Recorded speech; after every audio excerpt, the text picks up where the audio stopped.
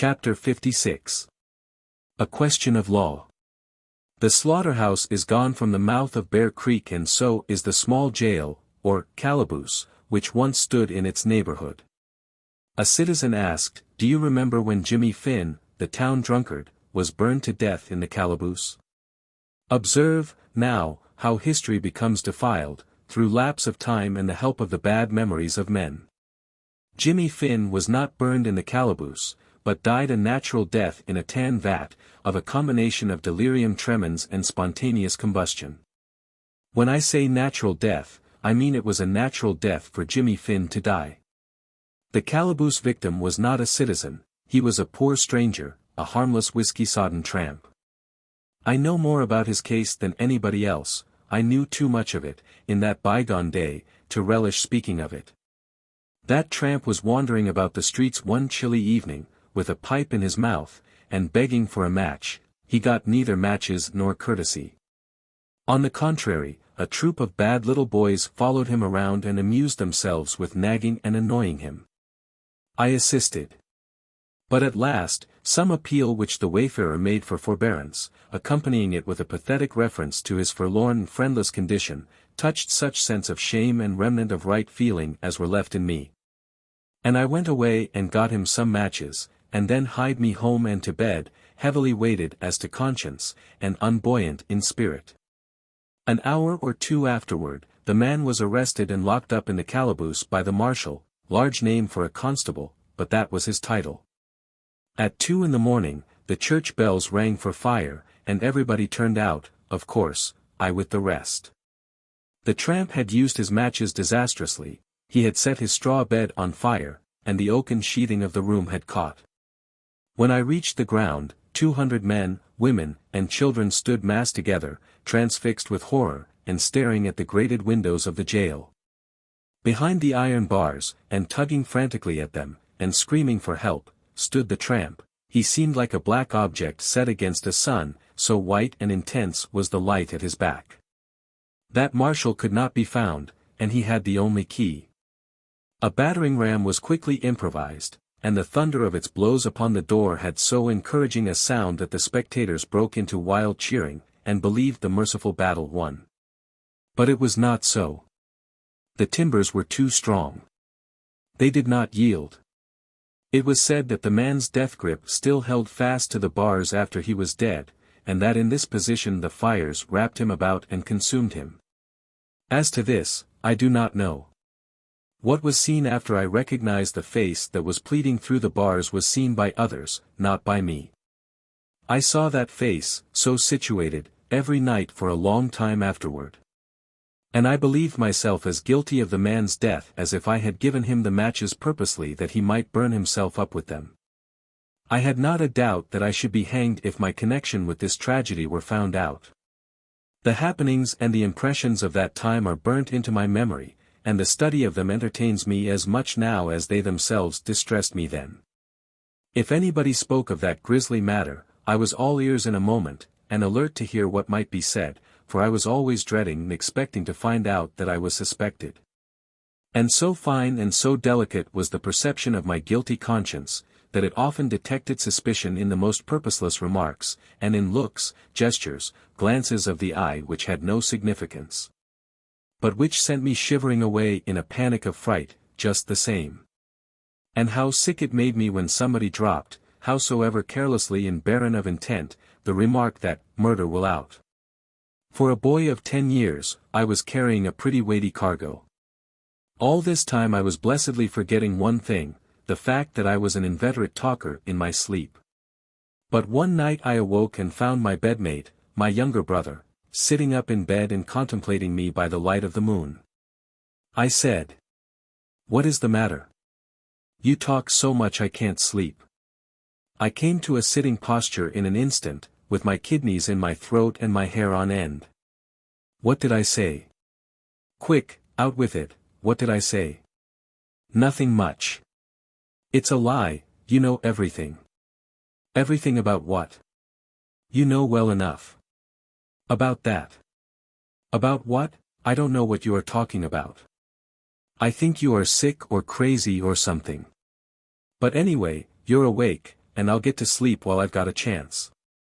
He fell asleep and I lay there in a cold sweat, turning this new terror over in the whirling chaos which did duty as my mind. The burden of my thought was, how much did I divulge?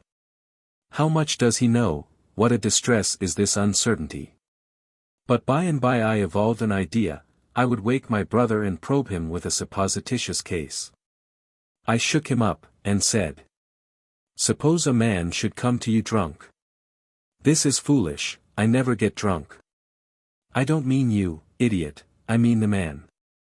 "Suppose a man should come to you drunk, and borrow a knife, or a tomahawk, or a pistol, and you forgot to tell him it was loaded, and—" "How could you load a tomahawk?"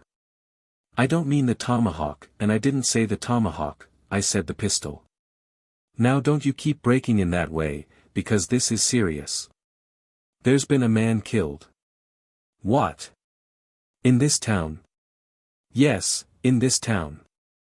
"Well, go on, I won't say a single word." "Well, then, suppose you forgot to tell him to be careful with it, because it was loaded, and he went off and shot himself with that pistol, fooling with it, you know, and probably doing it by accident, being drunk. Well, would it be murder?" "No, suicide." "No, no. I don't mean his act, I mean yours. Would you be a murderer for letting him have that pistol?" After deep thought came this answer. "Well, I should think I was guilty of something, maybe murder, yes, probably murder, but I don't quite know." This made me very uncomfortable.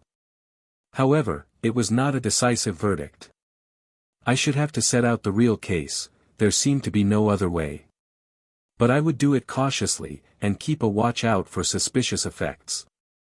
I said, "I was supposing a case, but I am coming to the real one now. Do you know how the man came to be burned up in the calaboose?" "No." "Haven't you the least idea?" "Not the least." "Wish you may die in your tracks if you have." "Yes, wish I may die in my tracks." Well, the way of it was this. The man wanted some matches to light his pipe. A boy got him some. The man set fire to the calaboose with those very matches, and burned himself up. Is that so? Yes, it is. Now, is that boy a murderer, do you think? Let me see. The man was drunk? Yes, he was drunk. Very drunk? Yes. And the boy knew it? Yes, he knew it. There was a long pause. Then came this heavy verdict. If the man was drunk, and the boy knew it, the boy murdered that man. This is certain. Faint, sickening sensations crept along all the fibers of my body, and I seemed to know how a person feels who hears his death sentence pronounced from the bench. I waited to hear what my brother would say next. I believed I knew what it would be, and I was right. He said, "I know the boy." I had nothing to say, so I said nothing. I simply shuddered. Then he added, "Yes, before you got half through telling about the thing, I knew perfectly well who the boy was, it was Ben Kuntz." I came out of my collapse as one who rises from the dead. I said, with admiration, "Why, how in the world did you ever guess it? You told it in your sleep." I said to myself, how splendid that is. This is a habit which must be cultivated. My brother rattled innocently on. "When you were talking in your sleep, you kept mumbling something about matches, which I couldn't make anything out of. But just now, when you began to tell me about the man and the calaboose and the matches, I remembered that in your sleep you mentioned Ben Kuntz 2 or 3 times. So I put this and that together, you see, and right away I knew it was Ben that burnt that man up." I praised his sagacity effusively. Presently he asked, "Are you going to give him up to the law?" "No," I said. "I believe that this will be a lesson to him. I shall keep an eye on him, of course, for that is but right, but if he stops where he is and reforms, it shall never be said that I betrayed him." "How good you are." "Well, I try to be. It is all a person can do in a world like this. And now, my burden being shifted to other shoulders, my terrors soon faded away. The day before we left Hannibal, a curious thing fell under my notice, the surprising spread which longitudinal time undergoes there. I learned it from one of the most unostentatious of men, the colored coachman of a friend of mine, who lives 3 miles from town. He was to call for me at the Park Hotel at 7:30 p.m., and drive me out. But he missed it considerably, did not arrive till 10. He excused himself by saying, "The time is mos an hour and a half slower in the country and what it is in the town, you'll be in plenty time, boss. Sometimes we shoves out early for church, Sunday, and fetches up dar right plumb in de middle er de sermon. De fun's in de time. A body can't make no calculations, 'bout it." I had lost 2 hours and a half, but I had learned a fact worth 4. Chapter 57. An Archangel. From St. Louis northward there are all the enlivening signs of the presence of active, energetic, intelligent, prosperous, practical 19th-century populations. The people don't dream, they work. The happy result is manifest all around in the substantial outside aspect of things, and the suggestions of wholesome life and comfort that everywhere appear. Quincy is a notable example, a brisk, handsome, well-ordered city. And now, as formerly, interested in art, letters, and other high things. But Marion City is an exception. Marion City has gone backwards in a most unaccountable way. This metropolis promised so well that the projectors tacked "city" to its name in the very beginning, with full confidence, but it was bad prophecy. When I first saw Marion City, 35 years ago, it contained 1 street, and nearly or quite 6 houses. It contains but 1 house now, and this one, in a state of ruin, is getting ready to follow the former 5 into the river. Doubtless Marion City was too near to Quincy. It had another disadvantage: it was situated in a flat mud bottom, below high water mark, whereas Quincy stands high up on the slope of a hill. In the beginning Quincy had the aspect and ways of a model New England town, and these she has yet: broad, clean streets, trim, neat dwellings and lawns, fine mansions, stately blocks of commercial buildings. And there are ample fairgrounds, a well-kept park, and many attractive drives, library, reading rooms, a couple of colleges, some handsome and costly churches, and a grand courthouse, with grounds which occupy a square. The population of the city is 30,000. There are some large factories here, and manufacturing, of many sorts, is done on a great scale. La Grange and Canton are growing towns, but I missed Alexandria. Was told it was under water, but would come up to blow in the summer. Keokuk was easily recognizable. I lived there in 1857, an extraordinary year there in real estate matters. The boom was something wonderful. Everybody bought, everybody sold, except widows and preachers. They always hold on, and when the tide ebbs, they get left. Anything in the semblance of a town lot, no matter how situated, was saleable, and at a figure which would still have been high if the ground had been sodded with greenbacks. The town has a population of 15,000 now, and is progressing with a healthy growth. It was night, and we could not see details, for which we were sorry, for Keokuk has the reputation of being a beautiful city. It was a pleasant one to live in long ago, and doubtless has advanced, not retrograde, in that respect. A mighty work which was in progress there in my day is finished now. This is the canal over the rapids. It is 8 miles long, 300 feet wide, and is in no place less than 6 feet deep. Its masonry is of the majestic kind which the War Department usually deals in, and will endure like a Roman aqueduct. The work cost 4 or 5 millions. After an hour or 2 spent with former friends, we started up the river again. Keokuk, a long time ago, was an occasional loafing place of that erratic genius, Henry Clay Dean. I believe I never saw him but once. But he was much talked of when I lived there. This is what was said of him. He began life poor and without education. But he educated himself, on the curbstones of Keokuk. He would sit down on a curbstone with his book, careless or unconscious of the clatter of commerce and the tramp of the passing crowds, and bury himself in his studies by the hour. Never changing his position except to draw in his knees now and then to let a dray pass unobstructed. And when his book was finished, its contents, however abstruse, had been burnt into his memory, and were his permanent possession. In this way he acquired a vast hoard of all sorts of learning, and had it pigeonholed in his head where he could put his intellectual hand on it whenever it was wanted. His clothes differed in no respect from a wharf-rat's, except that they were raggeder, more ill-assorted and inharmonious, and therefore more extravagantly picturesque, and several layers dirtier. Nobody could infer the mastermind in the top of that edifice from the edifice itself. He was an orator, by nature in the first place, and later by the training of experience and practice. When he was out on a canvas, his name was a lodestone which drew the farmers to his stump from 50 miles around. His theme was always politics. He used no notes, for a volcano does not need notes. In 1862, a son of Keokuk's late distinguished citizen, Mr. Claggett, gave me this incident concerning Dean. The war feeling was running high in Keokuk, in '61, and a great mass meeting was to be held on a certain day in the new Athenaeum. A distinguished stranger was to address the house. After the building had been packed to its utmost capacity with sweltering folk of both sexes, the stage still remained vacant, the distinguished stranger had failed to connect. The crowd grew impatient, and by indignant and rebellious.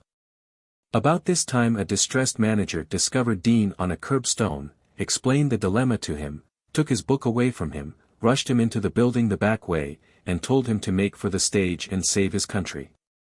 Presently a sudden silence fell upon the grumbling audience, and everybody's eyes sought a single point, the wide, empty, carpetless stage. A figure appeared there whose aspect was familiar to hardly a dozen persons present. It was the Scarecrow Dean, in foxy shoes, down at the heels, socks of odd colors, also down, damaged trousers, relics of antiquity, and a world too short, exposing some inches of naked ankle. An unbuttoned vest, also too short, and exposing a zone of soiled and wrinkled linen between it and the waistband, shirt bosom open, long black handkerchief, wound round and round the neck like a bandage. Bobtailed blue coat, reaching down to the small of the back, with sleeves which left 4 inches of forearm unprotected, small, stiff-brimmed soldier cap hung on a corner of the bump of, whichever bump it was. This figure moved gravely out upon the stage and, with sedate and measured step, down to the front, where it paused, and dreamily inspected the house, saying no word. The silence of surprise held its own for a moment, then was broken by a just audible ripple of merriment which swept the sea of faces like the wash of a wave. The figure remained as before, thoughtfully inspecting. Another wave started, laughter, this time. It was followed by another, then a third, this last one boisterous.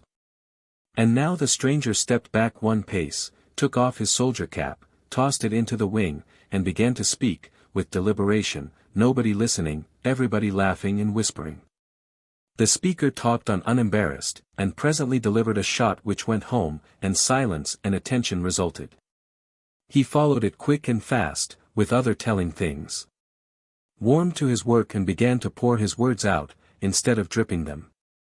Grew hotter and hotter, and fell to discharging lightnings and thunder, and now the house began to break into applause, to which the speaker gave no heed, but went hammering straight on, unwound his black bandage and cast it away, still thundering. Presently discarded the bob-tailed coat and flung it aside, firing up higher and higher all the time, finally flung the vest after the coat. And then for an untimed period stood there, like another Vesuvius, spouting smoke and flame, lava and ashes, raining pumice stone and cinders, shaking the moral earth with intellectual crash upon crash, explosion upon explosion. While the mad multitude stood upon their feet in a solid body, answering back with a ceaseless hurricane of cheers, through a thrashing snowstorm of waving handkerchiefs. When Dean came, said Claggett, the people thought he was an escaped lunatic, but when he went, they thought he was an escaped archangel.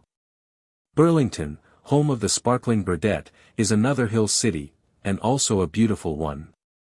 Unquestionably so, a fine and flourishing city, with a population of 25,000, and belted with busy factories of nearly every imaginable description. It was a very sober city, too, for the moment, for a most sobering bill was pending. A bill to forbid the manufacture, exportation, importation, purchase, sale, borrowing, lending, stealing, drinking, smelling, or possession, by conquest, inheritance, intent, accident, or otherwise, in the state of Iowa, of each and every deleterious beverage known to the human race, except water. This measure was approved by all the rational people in the state, but not by the bench of judges.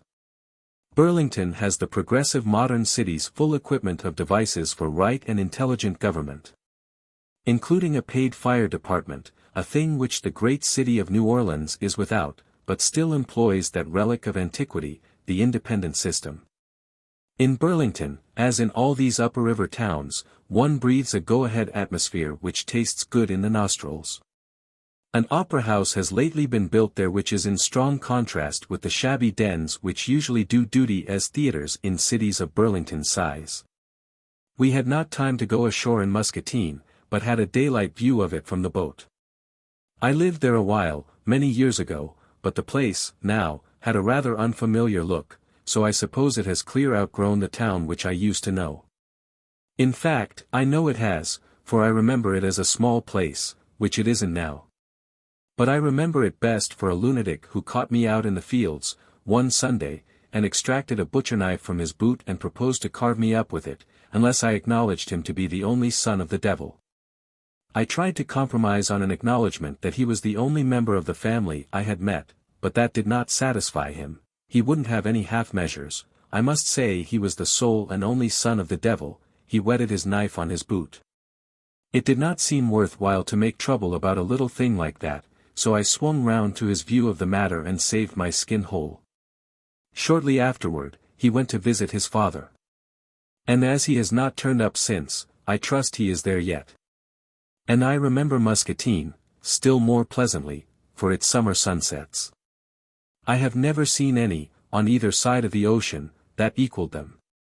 They used the broad smooth river as a canvas, and painted on it every imaginable dream of color, from the mottled daintinesses and delicacies of the opal, all the way up, through cumulative intensities, to blinding purple and crimson conflagrations which were enchanting to the eye, but sharply tried it at the same time. All the upper Mississippi region has these extraordinary sunsets as a familiar spectacle. It is the true sunset land. I am sure no other country can show so good a right to the name. The sunrises are also said to be exceedingly fine. I do not know. Chapter 58. On the Upper River. The big towns drop in, thick and fast, now, and between stretch processions of thrifty farms, not desolate solitude. Hour by hour, the boat plows deeper and deeper into the great and populous Northwest. And with each successive section of it which is revealed, one's surprise and respect gather emphasis and increase. Such a people, and such achievements as theirs, compel homage. This is an independent race who think for themselves, and who are competent to do it, because they are educated and enlightened. They read, they keep abreast of the best and newest thought, they fortify every weak place in their land with a school, a college, a library, and a newspaper, and they live under law. Solicitude for the future of a race like this is not in order. This region is new, so new that it may be said to be still in its babyhood. By what it has accomplished while still teething, one may forecast what marvels it will do in the strength of its maturity.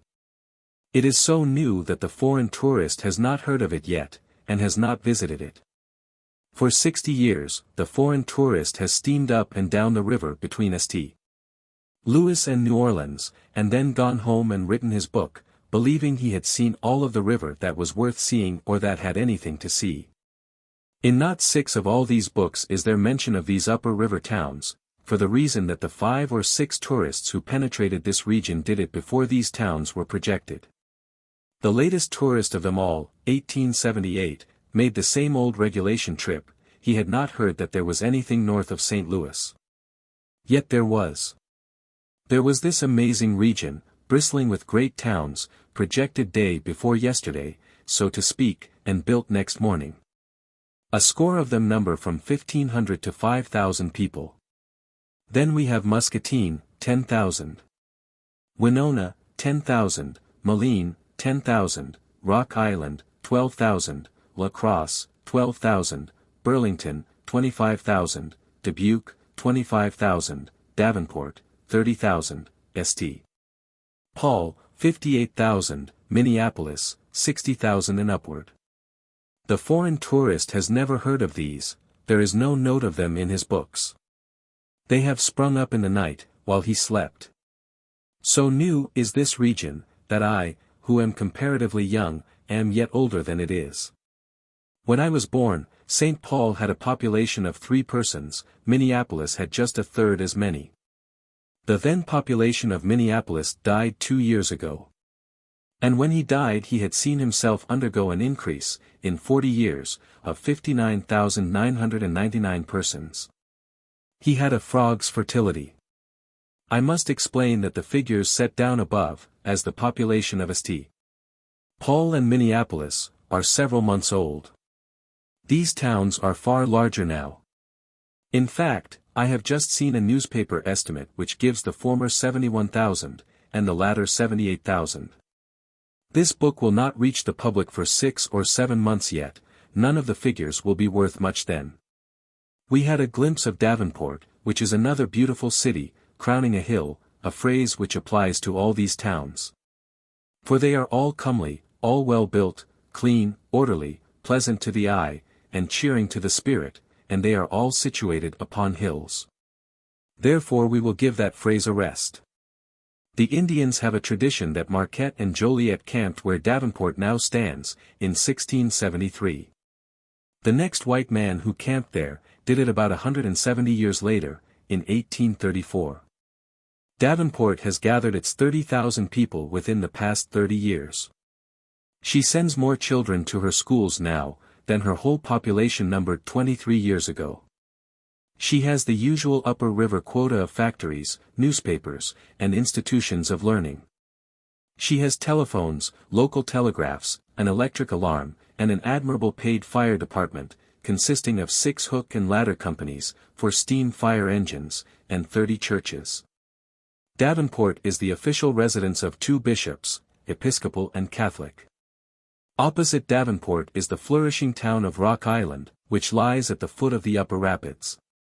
A great railroad bridge connects the 2 towns, one of the 13 which fret the Mississippi in the pilots, between St. Louis and St. Paul. The charming island of Rock Island, 3 miles long and half a mile wide, belongs to the United States, and the government has turned it into a wonderful park, enhancing its natural attractions by art, and threading its fine forests with many miles of drives. Near the center of the island one catches glimpses, through the trees, of 10 vast stone 4-story buildings, each of which covers an acre of ground. These are the government workshops. For the Rock Island establishment is a national armory and arsenal. We move up the river, always through enchanting scenery, there being no other kind on the upper Mississippi, and pass Moline, a center of vast manufacturing industries, and Clinton and Lyons, great lumber centers, and presently reach Dubuque, which is situated in a rich mineral region. The lead mines are very productive, and of wide extent. Dubuque has a great number of manufacturing establishments. Among them a plow factory which has for customers all Christendom in general. At least so I was told by an agent of the concern who was on the boat.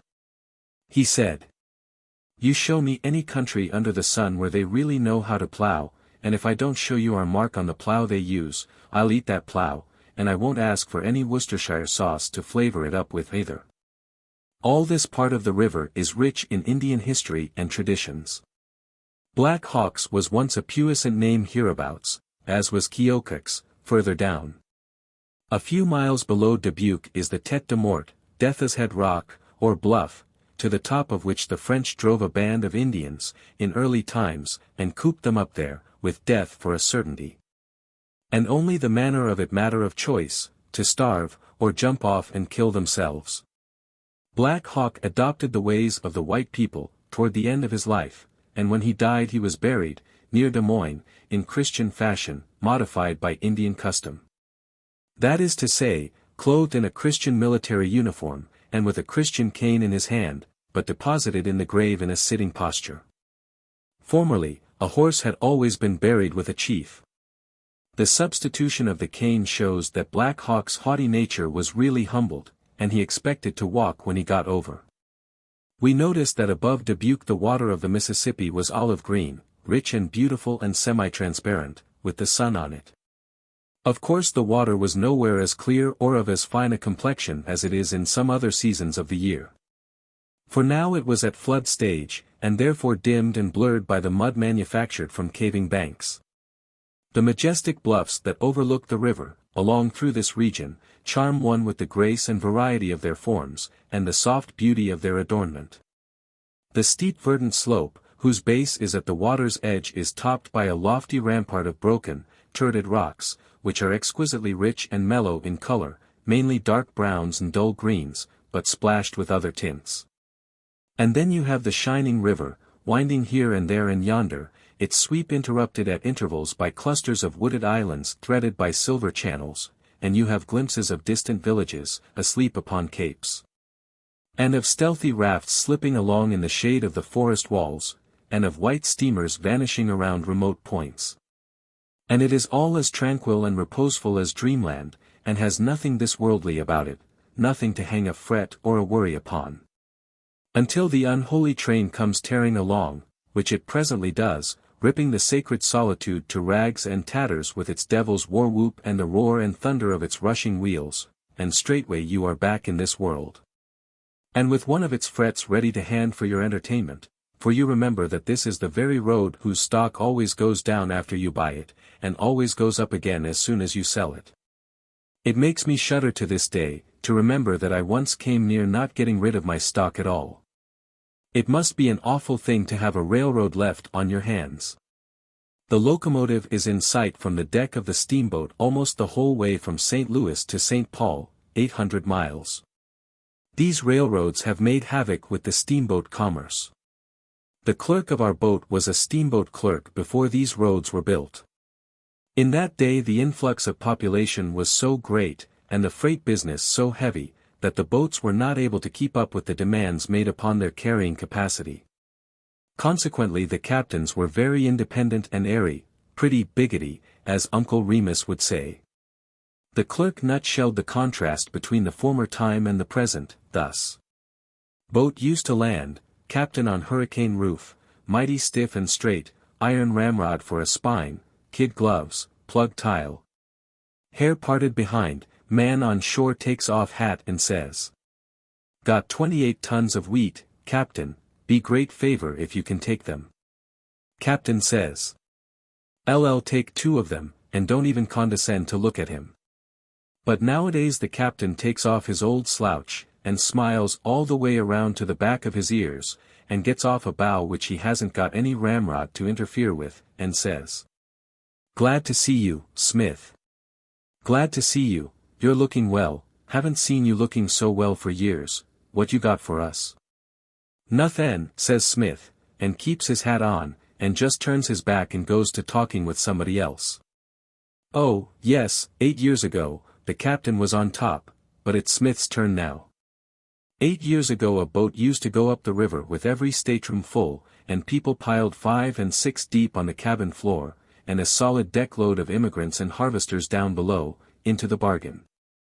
To get a first-class stateroom, you'd got to prove 16 quarterings of nobility and 400 years of descent, or be personally acquainted with the nigger that blacked the captain's boots. But it's all changed now. Plenty staterooms above, no harvesters below, there's a patent self-binder now, and they don't have harvesters any more, they've gone where the woodbine twineth, and they didn't go by steamboat either, went by the train. Up in this region we met massed acres of lumber rafts coming down, but not floating leisurely along, in the old-fashioned way, manned with joyous and reckless crews of fiddling, song-singing, whiskey-drinking, breakdown-dancing rapscallions. No, the whole thing was shoved swiftly along by a powerful stern-wheeler, modern fashion, and the small crews were quiet, orderly men, of a sedate business aspect, with not a suggestion of romance about them anywhere. Along here, somewhere, on a black night, we ran some exceedingly narrow and intricate island chutes by aid of the electric light. Behind was solid blackness, a crackless bank of it. Ahead, a narrow elbow of water, curving between dense walls of foliage that almost touched our bows on both sides.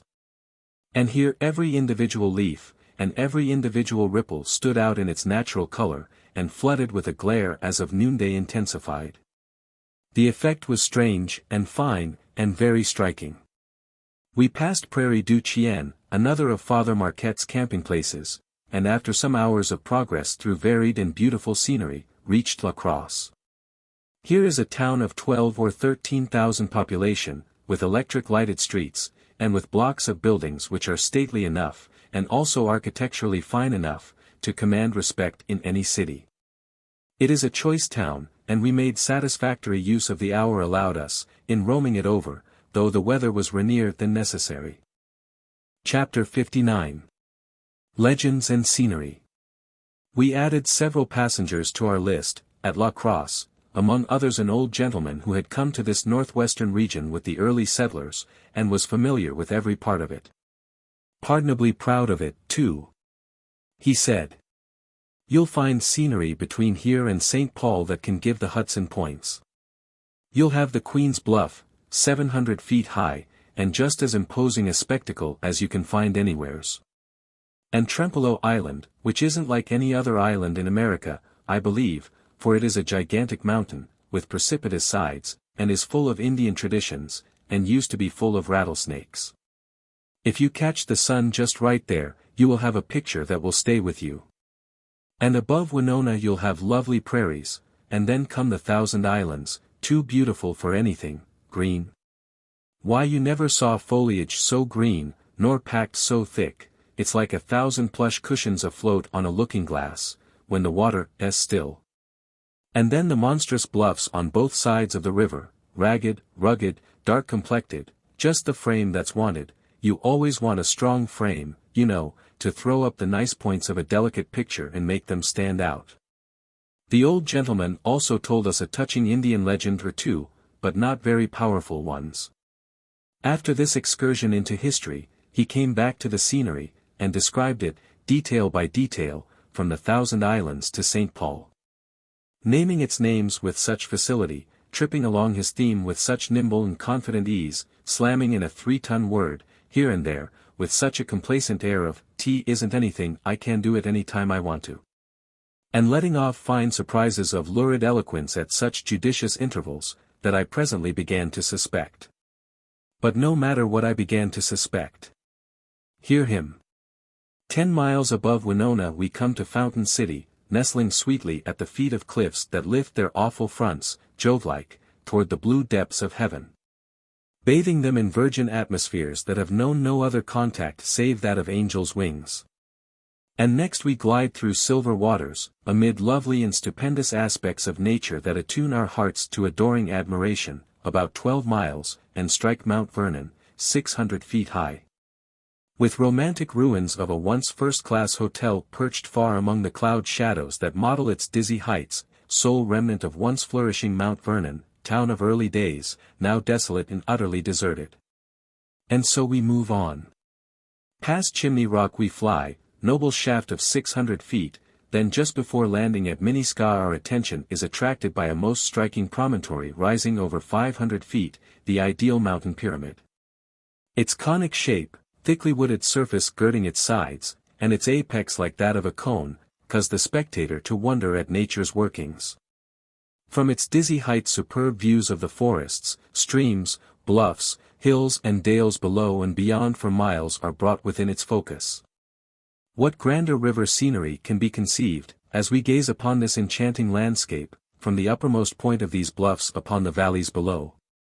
The primeval wildness and awful loneliness of these sublime creations of nature and nature's God, excite feelings of unbounded admiration, and the recollection of which can never be effaced from the memory, as we view them in any direction. Next we have the lion's head and the lioness's head, carved by nature's hand, to adorn and dominate the beauteous stream. And then anon the river widens, and a most charming and magnificent view of the valley before us suddenly bursts upon our vision. Rugged hills, clad with verdant forests from summit to base, level prairie lands, holding in their lap the beautiful Wabasha, city of the healing waters, puissant foe of Bright's disease, and that grandest conception of nature's works. Incomparable Lake Pepin, these constitute a picture whereon the tourist's eye may gaze uncounted hours, with rapture unappeased and unappeasable. And so we glide along, in due time encountering those majestic domes, the mighty Sugar Loaf, and the sublime Maiden's Rock, which latter, romantic superstition has invested with a voice. And ofttimes as the birch canoe glides near, at twilight, the dusky paddler fancies he hears the soft sweet music of the long-departed Winona, darling of Indian song and story. Then Frontenac looms upon our vision, delightful resort of jaded summer tourists, then progressive Red Wing, and Diamond Bluff, impressive and preponderous in its lone sublimity, then Prescott and the St. Croix. And anon we see bursting upon us the domes and steeples of St. Paul, giant young chief of the North, marching with 7-league stride in the van of progress, banner-bearer of the highest and newest civilization, carving his beneficent way with the tomahawk of commercial enterprise. Sounding the war-whoop of Christian culture, tearing off the reeking scalp of sloth and superstition to plant there the steam plow and the schoolhouse, ever in his front stretch arid lawlessness, ignorance, crime, despair.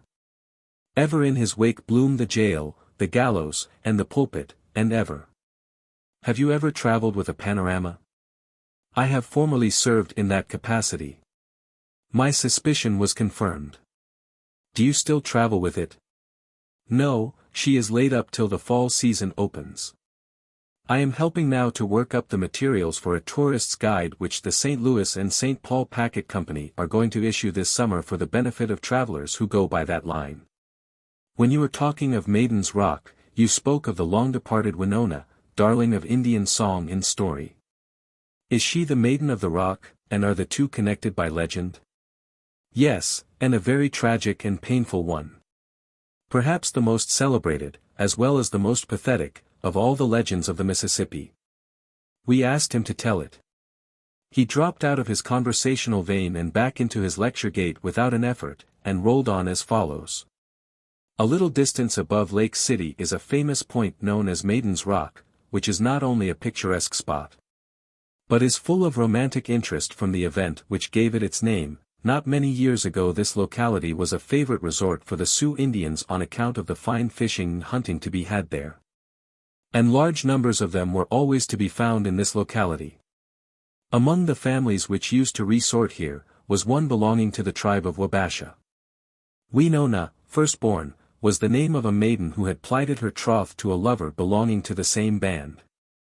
But her stern parents had promised her hand to another, a famous warrior, and insisted on her wedding him. The day was fixed by her parents, to her great grief. She appeared to accede to the proposal and accompany them to the rock, for the purpose of gathering flowers for the feast. On reaching the rock, Winona ran to its summit and standing on its edge upbraided her parents who were below, for their cruelty, and then singing a death dirge, threw herself from the precipice and dashed them in pieces on the rock below. Dashed who in pieces? Her parents? Yes. Well, it certainly was a tragic business, as you say. And moreover, there is a startling kind of dramatic surprise about it which I was not looking for. It is a distinct improvement upon the threadbare form of Indian legend. There are 50 lovers' leaps along the Mississippi from whose summit disappointed Indian girls have jumped, but this is the only jump in the lot hat turned out in the right and satisfactory way. What became of Winona? She was a good deal jarred up and jolted, but she got herself together and disappeared before the coroner reached the fatal spot.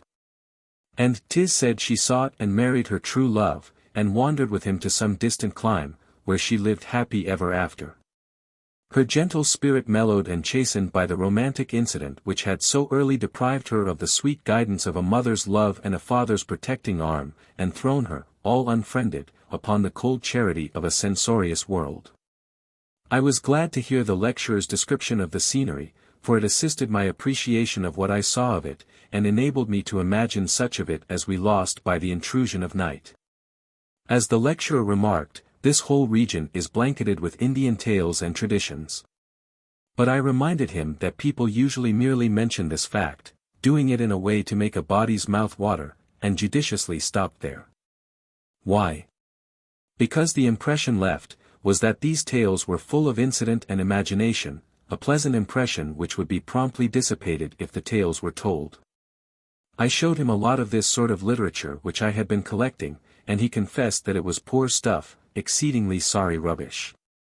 And I ventured to add that the legends which he had himself told us were of this character, with the single exception of the admirable story of Winona.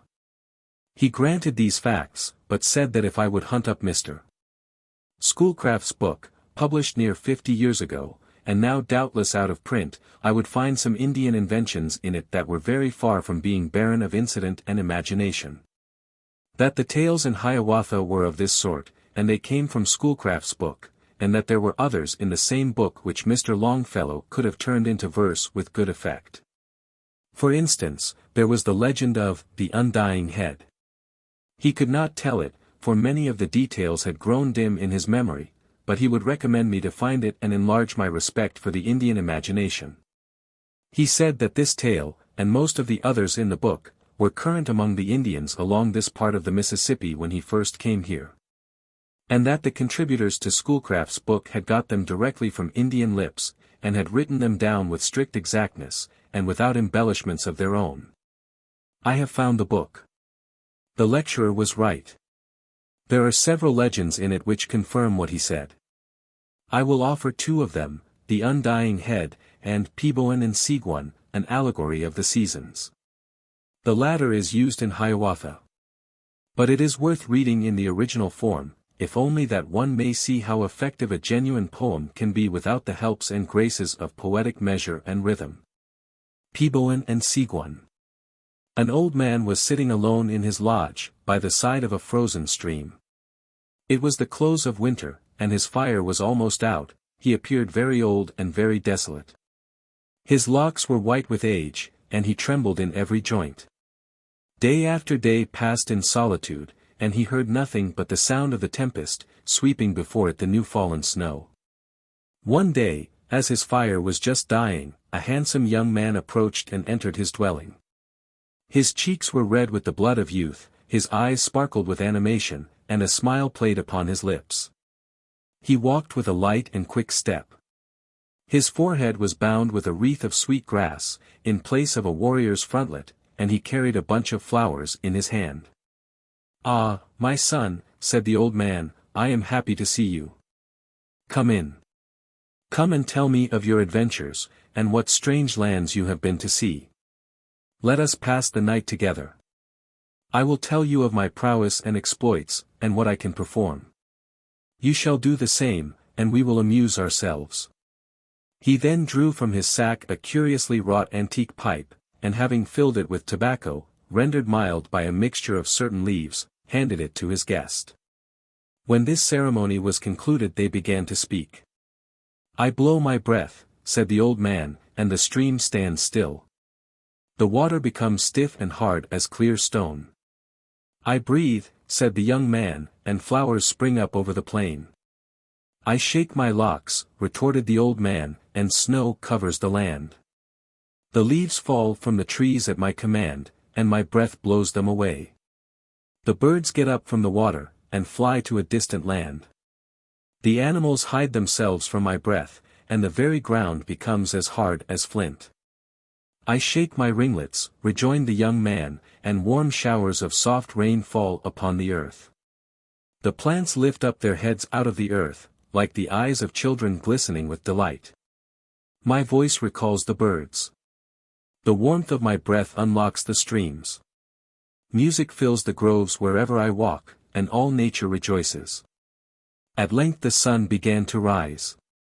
A gentle warmth came over the place. The tongue of the old man became silent. The robin and bluebird began to sing on the top of the lodge. The stream began to murmur by the door, and the fragrance of growing herbs and flowers came softly on the vernal breeze. Daylight fully revealed to the young man the character of his entertainer. When he looked upon him, he had the icy visage of Peboan, Winter. Streams began to flow from his eyes. As the sun increased, he grew less and less in stature, and anon had melted completely away. Nothing remained on the place of his lodge fire but the miscadid, the trailing arbutus, a small white flower, with a pink border, which is one of the earliest species of northern plants. The undying head is a rather long tail, but it makes up in weird conceits, fairy tale prodigies, variety of incident, and energy of movement, for what it lacks in brevity. See Appendix D. Chapter 60. Speculations and Conclusions. We reached St. Paul, at the head of navigation of the Mississippi, and there our voyage of 2,000 miles from New Orleans ended. It is about a 10-day trip by steamer. It can probably be done quicker by rail. I judge so because I know that one may go by rail from St. Louis to Hannibal, a distance of at least 120 miles, in 7 hours. This is better than walking, unless one is in a hurry. The season being far advanced when we were in New Orleans, the roses and magnolia blossoms were falling, but here in St. Paul it was the snow. In New Orleans we had caught an occasional withering breath from over a crater, apparently. Here in St. Paul we caught a frequent benumbing one from over a glacier, apparently. But I wander from my theme. St. Paul is a wonderful town. It is put together in solid blocks of honest brick and stone, and has the air of intending to stay. Its post office was established 36 years ago, and by, when the postmaster received a letter, he carried it to Washington, horseback, to inquire what was to be done with it. Such is the legend. 2 frame houses were built that year, and several persons were added to the population. A recent number of the leading St. Paul paper, the Pioneer Press, gives some statistics which furnish a vivid contrast to that old state of things, to wit, population, autumn of the present year, 1882, 71,000, number of letters handled, first half of the year, 1,209,387. Number of houses built during 3/4 of the year, 989, their cost, $3,186,000. The increase of letters over the corresponding 6 months of last year was 50%. Last year the new buildings added to the city cost above $4,500,000. St. Paul's strength lies in her commerce, I mean his commerce. He is a manufacturing city, of course, all the cities of that region are, but he is peculiarly strong in the matter of commerce. Last year his jobbing trade amounted to upwards of $52 million. He has a custom house, and is building a costly capital to replace the one recently burned, for he is the capital of the state. He has churches without end. And not the cheap poor kind, but the kind that the rich Protestant puts up, the kind that the poor Irish hired girl delights to erect. What a passion for building majestic churches the Irish hired girl has. It is a fine thing for our architecture, but too often we enjoy her stately fanes without giving her a grateful thought. In fact, instead of reflecting that every brick and every stone in this beautiful edifice represents an ache or a pain, and a handful of sweat, and hours of heavy fatigue, contributed by the back and forehead and bones of poverty. It is our habit to forget these things entirely, and merely glorify the mighty temple itself, without vouchsafing one praiseful thought to its humble builder, whose rich heart and withered purse it symbolizes. This is a land of libraries and schools. St. Paul has 3 public libraries, and they contain, in the aggregate, some 40,000 books. He has 116 schoolhouses, and pays out more than $70,000 a year in teachers' salaries. There is an unusually fine railway station. So large is it, in fact, that it seemed somewhat overdone, in the matter of size, at first, but at the end of a few months it was perceived that the mistake was distinctly the other way. The error is to be corrected. The town stands on high ground. It is about 700 feet above the sea level. It is so high that a wide view of river and lowland is offered from its streets. It is a very wonderful town indeed, and is not finished yet. All the streets are obstructed with building material, and this is being compacted into houses as fast as possible, to make room for more, for other people are anxious to build. As soon as they can get the use of the streets to pile up their bricks and stuff in. How solemn and beautiful is the thought, that the earliest pioneer of civilization, the van leader of civilization, is never the steamboat, never the railroad, never the newspaper, never the Sabbath school, never the missionary, but always whiskey. Such is the case. Look history over, you will see. The missionary comes after the whiskey, I mean he arrives after the whiskey has arrived. Next comes the poor immigrant, with axe and hoe and rifle, next, the trader, next, the miscellaneous rush. Next, the gambler, the desperado, the highwayman, and all their kindred in sin of both sexes, and next, the smart chap who has bought up an old grant that covers all the land. This brings the lawyer tribe. The vigilance committee brings the undertaker. All these interests bring the newspaper starts up politics and a railroad, all hands turn to and build a church and a jail, and behold, civilization is established forever in the land. But whiskey, you see, was the van leader in this beneficent work. It always is. It was like a foreigner, and excusable in a foreigner, to be ignorant of this great truth, and wander off into astronomy to borrow a symbol. But if he had been conversant with the facts, he would have said, "Westward the jug of empire takes its way." This great van leader arrived upon the ground which St. Paul now occupies, in June 1837. Yes, at that date, Pierre Parent, a Canadian, built the first cabin, uncorked his jug, and began to sell whiskey to the Indians. The result is before us. All that I have said of the newness, briskness, swift progress, wealth, intelligence, fine and substantial architecture, and general slash and go, and energy of St. Paul, will apply to his near neighbor, Minneapolis, with the addition that the latter is the bigger of the two cities. These extraordinary towns were 10 miles apart, a few months ago, but were growing so fast that they may possibly be joined now, and getting along under a single mayor. At any rate, within 5 years from now there will be at least such a substantial ligament of buildings stretching between them and uniting them that a stranger will not be able to tell where the one Siamese twin leaves off and the other begins. Combined, they will then number a population of 250,000, if they continue to grow as they are now growing. Thus, this center of population at the head of Mississippi navigation, will then begin a rivalry as to numbers, with that center of population at the foot of it, New Orleans. Minneapolis is situated at the falls of St. Anthony, which stretch across the river, 1,500 feet, and have a fall of 82 feet, a water power which, by art, has been made of inestimable value, business-wise, though somewhat to the damage of the falls as a spectacle. Or as a background against which to get your photograph taken. 30 flouring mills turn out 2 million barrels of the very choicest of flour every year, 20 sawmills produce 200 million feet of lumber annually, then there are woolen mills, cotton mills, paper and oil mills.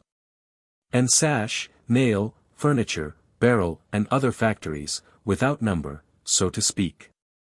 The great flouring mills here and at St. Paul use the new process and mash the wheat by rolling, instead of grinding it.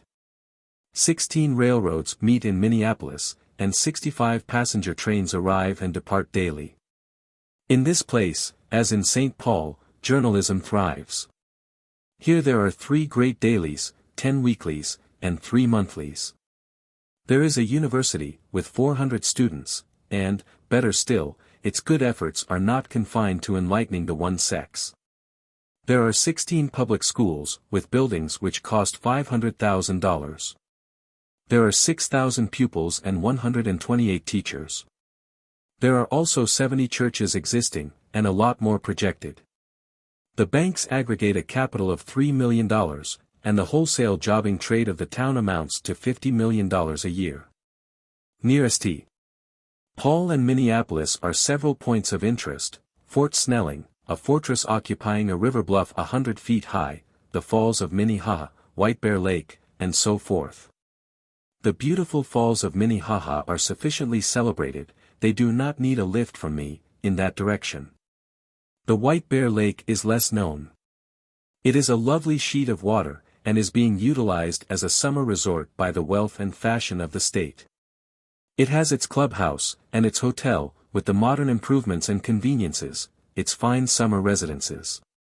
And plenty of fishing, hunting, and pleasant drives. There are a dozen minor summer resorts around about St. Paul and Minneapolis, but the White Bear Lake is the resort. Connected with White Bear Lake is a most idiotic Indian legend. I would resist the temptation to print it here, if I could, but the task is beyond my strength. The guidebook names the preserver of the legend, and compliments his facile pen. Without further comment or delay then, let us turn the said facile pen loose upon the reader. A legend of White Bear Lake.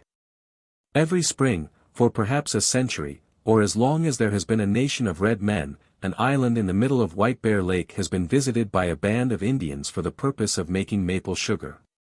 Tradition says that many springs ago, while upon this island, a young warrior loved and wooed the daughter of his chief, and it is said, also, the maiden loved the warrior. He had again and again been refused her hand by her parents, the old chief alleging that he was no brave, and his old consort called him a woman. The sun had again set upon the sugar bush, and the bright moon rose high in the bright blue heavens, when the young warrior took down his flute and went out alone, once more to sing the story of his love. The mild breeze gently moved the two gay feathers in his headdress, and as he mounted on the trunk of a leaning tree, the damp snow fell from his feet heavily. As he raised his flute to his lips, his blanket slipped from his well-formed shoulders, and lay partly on the snow beneath. He began his weird, wild love song, but soon felt that he was cold, and as he reached back for his blanket, some unseen hand laid it gently on his shoulders. It was the hand of his love, his guardian angel.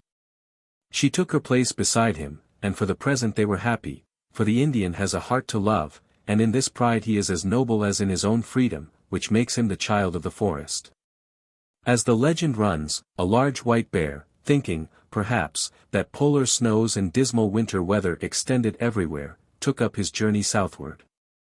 He at length approached the northern shore of the lake which now bears his name, walked down the bank and made his way noiselessly through the deep heavy snow toward the island. It was the same spring ensuing that the lovers met. They had left their first retreat, and were now seated among the branches of a large elm which hung far over the lake. The same tree is still standing, and excites universal curiosity and interest. For fear of being detected, they talked almost in a whisper, and now, that they might get back to camp in good time and thereby avoid suspicion, they were just rising to return, when the maiden uttered a shriek which was heard at the camp. And bounding toward the young brave, she caught his blanket, but missed the direction of her foot and fell, bearing the blanket with her into the great arms of the ferocious monster. Instantly every man, woman, and child of the band were upon the bank, but all unarmed. Cries and wailings went up from every mouth. What was to be done?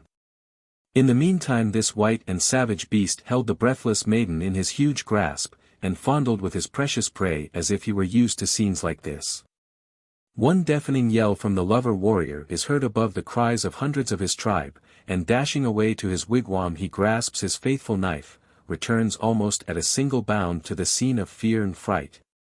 Rushes out along the leaning tree to the spot where his treasure fell, and springing with the fury of a mad panther, pounced upon his prey. The animal turned, and with one stroke of his huge paw brought the lover's heart to heart, but the next moment the warrior, with one plunge of the blade of his knife, opened the crimson sluices of death, and the dying bear relaxed his hold. That night there was no more sleep for the band or the lovers, and as the young and the old danced about the carcass of the dead monster, the gallant warrior was presented with another plume. And ere another moon had set he had a living treasure added to his heart.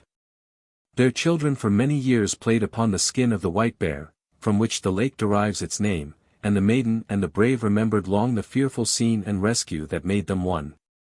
For Kisesimipa and Kagoka could never forget their fearful encounter with the huge monster that came so near sending them to the happy hunting ground. It is a perplexing business. First, she fell down out of the tree, she and the blanket, and the bear caught her and fondled her, her and the blanket, then she fell up into the tree again, leaving the blanket. Meantime the lover goes war-whooping home and comes back, healed, climbs the tree, jumps down on the bear, the girl jumps down after him, apparently, for she was up the tree, resumes her place in the bear's arms along with the blanket. The lover rams his knife into the bear, and saves, whom, the blanket? No, nothing of the sort. You get yourself all worked up and excited about that blanket, and then all of a sudden, just when a happy climax seems imminent you are let down flat, nothing saved but the girl. Whereas, one is not interested in the girl. She is not the prominent feature of the legend. Nevertheless, there you are left, and there you must remain, for if you live 1,000 years you will never know who got the blanket. A dead man could get up a better legend than this one. I don't mean a fresh dead man either, I mean a man that's been dead weeks and weeks. We struck the home trail now, and in a few hours we're in that astonishing Chicago, a city where they are always rubbing the lamp, and fetching up the genii, and contriving and achieving new impossibilities. It is hopeless for the occasional visitor to try to keep up with Chicago, she outgrows his prophecies faster than he can make them. She is always a novelty, for she is never the Chicago you saw when you passed through the last time. The Pennsylvania road rushed us to New York without missing scheduled time 10 minutes anywhere on the route, and there ended one of the most enjoyable 5,000-mile journeys I have ever had the good fortune to make. Appendix. Appendix A. From the New Orleans Times-Democrat of March 29, 1882. Voyage of the Times-Democrat's relief boat through the inundated regions. It was 9 o'clock Thursday morning when the Susie left the Mississippi and entered Old River, or what is now called the mouth of the Red.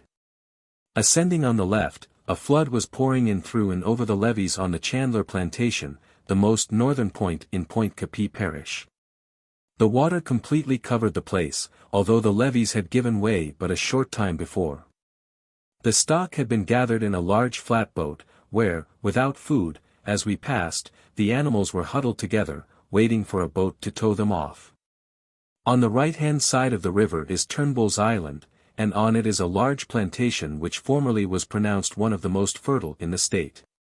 The water has hitherto allowed it to go scot-free in usual floods, but now broad sheets of water told only where fields were. The top of the protecting levee could be seen here and there, but nearly all of it was submerged. The trees have put on a greener foliage since the water has poured in, and the woods look bright and fresh, but this pleasant aspect to the eye is neutralized by the interminable waste of water. We pass mile after mile, and it is nothing but trees standing up to their branches in water. A water turkey now and again rises and flies ahead into the long avenue of silence.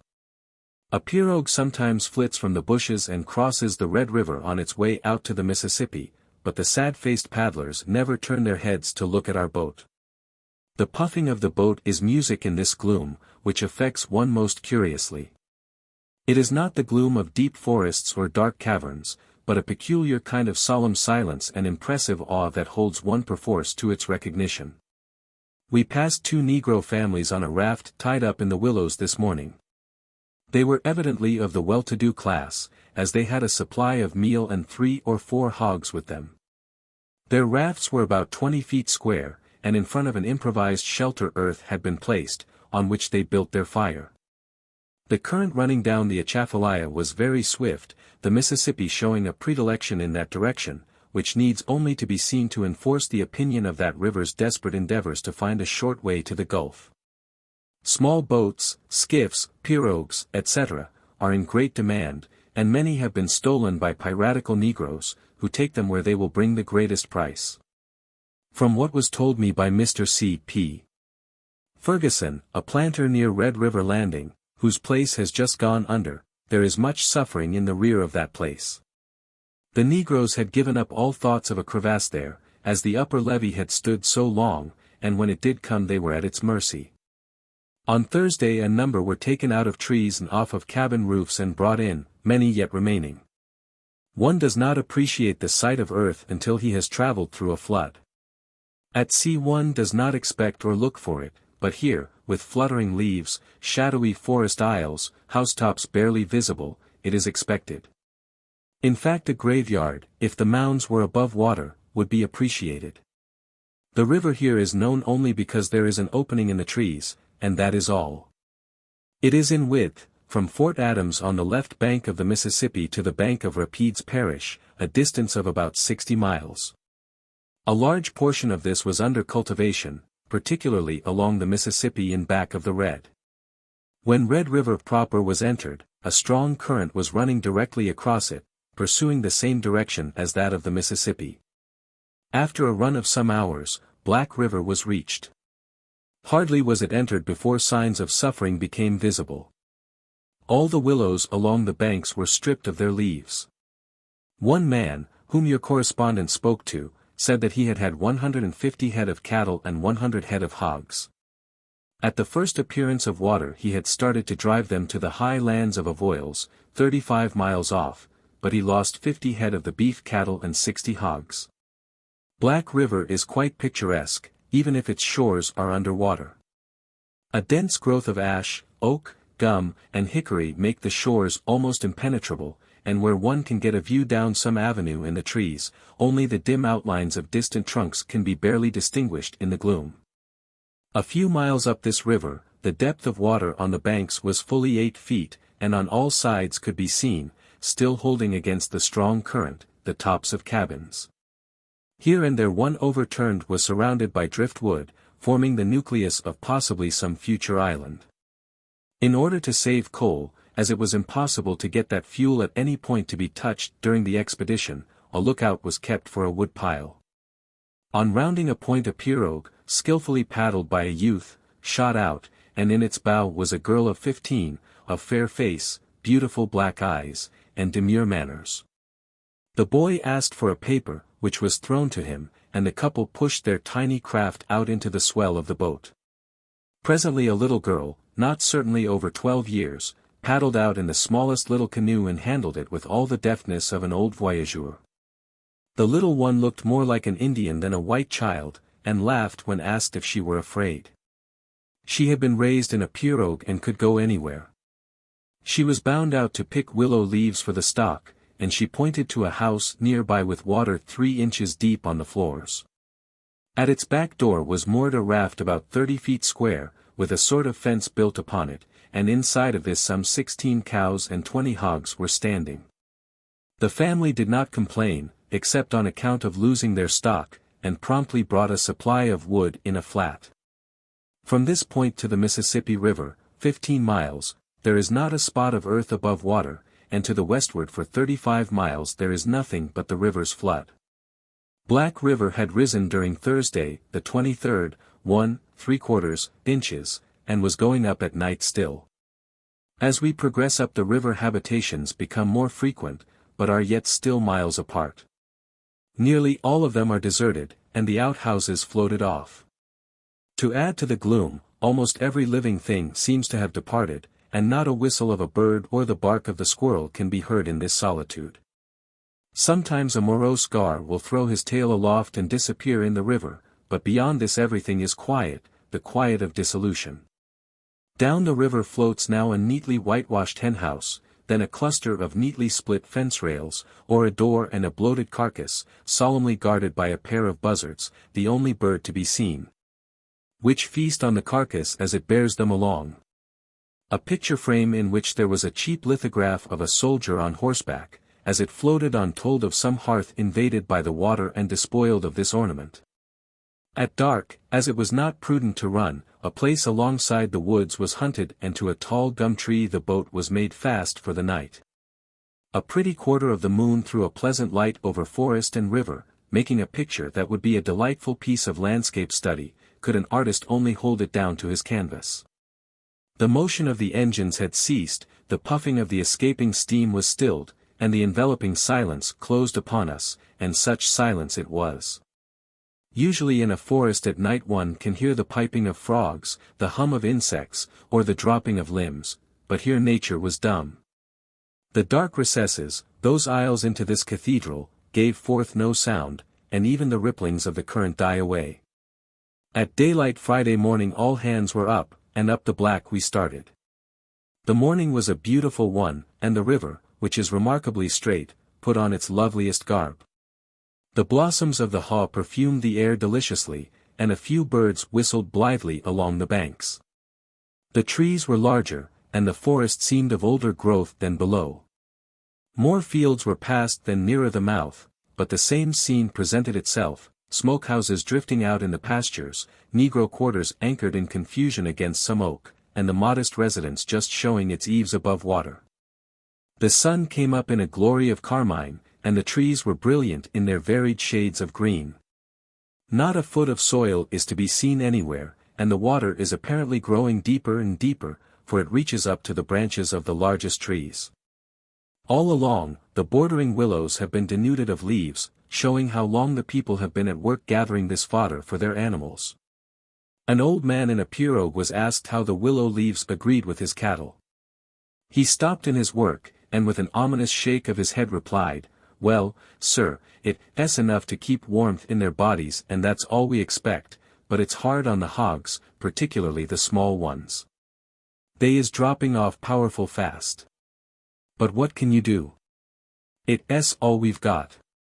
At 30 miles above the mouth of Black River the water extends from Natchez on the Mississippi across to the Pine Hills of Louisiana, a distance of 73 miles, and there is hardly a spot that is not 10 feet under it.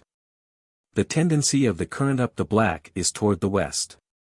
In fact, so much is this the case, the waters of Red River have been driven down from toward the Calcasieu country, and the waters of the Black enter the Red some 15 miles above the mouth of the former. A thing never before seen by even the oldest steamboatmen. The water now in sight of us is entirely from the Mississippi. Up to Trinity, or rather Troy, which is but a short distance below, the people have nearly all moved out, those remaining having enough for their present personal needs. Their cattle, though, are suffering and dying off quite fast, as the confinement on rafts and the food they get breeds disease. After a short stop we started, and soon came to a section where there were many open fields and cabins thickly scattered about. Here were seen more pictures of distress. On the inside of the houses the inmates had built on boxes a scaffold on which they placed the furniture. The bedposts were sawed off on top, as the ceiling was not more than 4 feet from the improvised floor. The buildings looked very insecure, and threatened every moment to float off. Near the houses were cattle standing breast-high in the water, perfectly impassive. They did not move in their places, but stood patiently waiting for help to come. The sight was a distressing one, and the poor creatures will be sure to die unless speedily rescued. Cattle differ from horses in this peculiar quality. A horse, after finding no relief will swim off in search of food, whereas a beef will stand in its tracks until with exhaustion it drops in the water and drowns. At 12:30 a hail was given from a flatboat inside the line of the bank. Rounding to we ran alongside, and General York stepped aboard. He was just then engaged in getting off stock, and welcomed the Times Democrat boat heartily, as he said there was much need for her. He said that the distress was not exaggerated in the least. People were in a condition it was difficult even for one to imagine. The water was so high there was great danger of their houses being swept away. It had already risen so high that it was approaching the eaves, and when it reaches this point there is always imminent risk of their being swept away.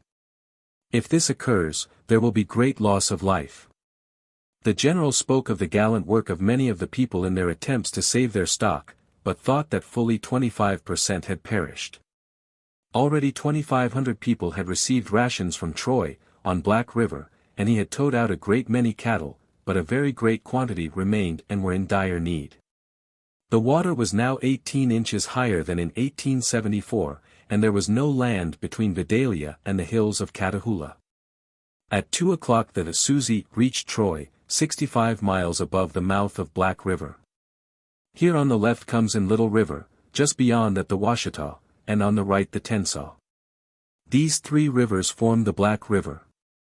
Troy, or a portion of it, is situated on and around 3 large Indian mounds, circular in shape, which rise above the present water about 12 feet. They are about 150 feet in diameter, and are about 200 yards apart. The houses are all built between these mounds, and hence are all flooded to a depth of 18 inches on their floors.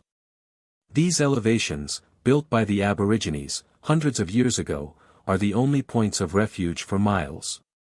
When we arrived we found them crowded with stock, all of which was thin and hardly able to stand up. They were mixed together, sheep, hogs, horses, mules, and cattle. One of these mounds has been used for many years as the graveyard, and today we saw attenuated cows lying against the marble tombstones, chewing their cud in contentment, after a meal of corn furnished by General York. Here, as below, the remarkable skill of the women and girls in the management of the smaller pirogues was noticed. Children were paddling about in these most ticklish crafts with all the nonchalance of adepts. General York has put into operation a perfect system in regard to furnishing relief. He makes a personal inspection of the place where it is asked, sees what is necessary to be done, and then, having 2 boats chartered, with flats, sends them promptly to the place. When the cattle are loaded and towed to the pine hills and uplands of Catahoula. He has made Troy his headquarters, and to this point boats come for their supply of feed for cattle. On the opposite side of Little River, which branches to the left out of Black, and between it and the Washita, is situated the town of Trinity, which is hourly threatened with destruction. It is much lower than Troy, and the water is 8 and 9 feet deep in the houses. A strong current sweeps through it, and it is remarkable that all of its houses have not gone before. The residents of both Troy and Trinity have been cared for, yet some of their stock have to be furnished with food. As soon as the Susie reached Troy, she was turned over to General York, and placed at his disposition to carry out the work of relief more rapidly. Nearly all her supplies were landed on one of the mounds to lighten her, and she was headed downstream to relieve those below. At Tom Hooper's place, a few miles from Troy, a large flat, with about 50 head of stock on board, was taken in tow. The animals were fed, and soon regained some strength. Today we go on Little River, where the suffering is greatest. Down Black River. Saturday evening, March 25th. We started down Black River quite early, under the direction of General York, to bring out what stock could be reached. Going down river a flat in tow was left in a central locality, and from there men pulled her back in the rear of plantations, picking up the animals wherever found. In the loft of a gin house there were 17 head found, and after a gangway was built they were led down into the flat without difficulty. Taking a skiff with the general, your reporter was pulled up to a little house of 2 rooms, in which the water was standing 2 feet on the floors. In one of the large rooms were huddled the horses and cows of the place, while in the other the widow Taylor and her son were seated on a scaffold raised on the floor. 1 or 2 dugouts were drifting about in the Rome ready to be put in service at any time. When the flat was brought up, the side of the house was cut away as the only means of getting the animals out, and the cattle were driven on board the boat. General York, in this as in every case, inquired if the family desired to leave, informing them that Major Burke, of the Times Democrat, has sent the Susie up for that purpose. Mrs. Taylor said she thanked Major Burke, but she would try and hold out. The remarkable tenacity of the people here to their homes is beyond all comprehension. Just below, at a point 16 miles from Troy, information was received that the house of Mr. Tom Ellis was in danger, and his family were all in it. We steamed there immediately, and a sad picture was presented. Looking out of the half of the window left above water, was Mrs. Ellis, who is in feeble health, whilst at the door were her 7 children, the oldest not 14 years. One side of the house was given up to the work animals, some 12 head, besides hogs. In the next room the family lived, the water coming within 2 inches of the bed rail. The stove was below water, and the cooking was done on a fire on top of it. The house threatened to give way at any moment, one end of it was sinking, and, in fact, the building looked a mere shell. As the boat rounded to, Mr. Ellis came out in a dugout, and General York told him that he had come to his relief. That, the Times Democrat boat was at his service, and would remove his family at once to the hills, and on Monday a flat would take out his stock, as, until that time, they would be busy. Notwithstanding the deplorable situation himself and family were in, Mr. Ellis did not want to leave. He said he thought he would wait until Monday, and take the risk of his house falling. The children around the door looked perfectly contented, seeming to care little for the danger they were in. These are but two instances of the many. After weeks of privation and suffering, people still cling to their houses and leave only when there is not room between the water and the ceiling to build a scaffold on which to stand. It seemed to be incomprehensible, yet the love for the old place was stronger than that for safety. After leaving the Ellis place, the next spot touched at was the Oswald place. Here the flat was towed alongside the gin house where there were 15 heads standing in water, and yet, as they stood on scaffolds, their heads were above the top of the entrance. It was found impossible to get them out without cutting away a portion of the front, and so axes were brought into requisition and a gap made. After much labor the horses and mules were securely placed on the flat. At each place we stopped there are always 3, 4, or more dugouts arriving, bringing information of stock in other places in need. Notwithstanding the fact that a great many had driven a part of their stock to the hills some time ago, there yet remains a large quantity, which General York, who is working with indomitable energy, will get landed in the Pine Hills by Tuesday. All along Black River the Susie has been visited by scores of planters, whose tales are the repetition of those already heard of suffering and loss. An old planter, who has lived on the river since 1844, said there never was such a rise, and he was satisfied more than 1/4 of the stock has been lost. Luckily the people cared first for their work stock, and when they could find it horses and mules were housed in a place of safety. The rise which still continues, and was 2 inches last night, compels them to get them out to the hills. Hence it is that the work of General York is of such a great value.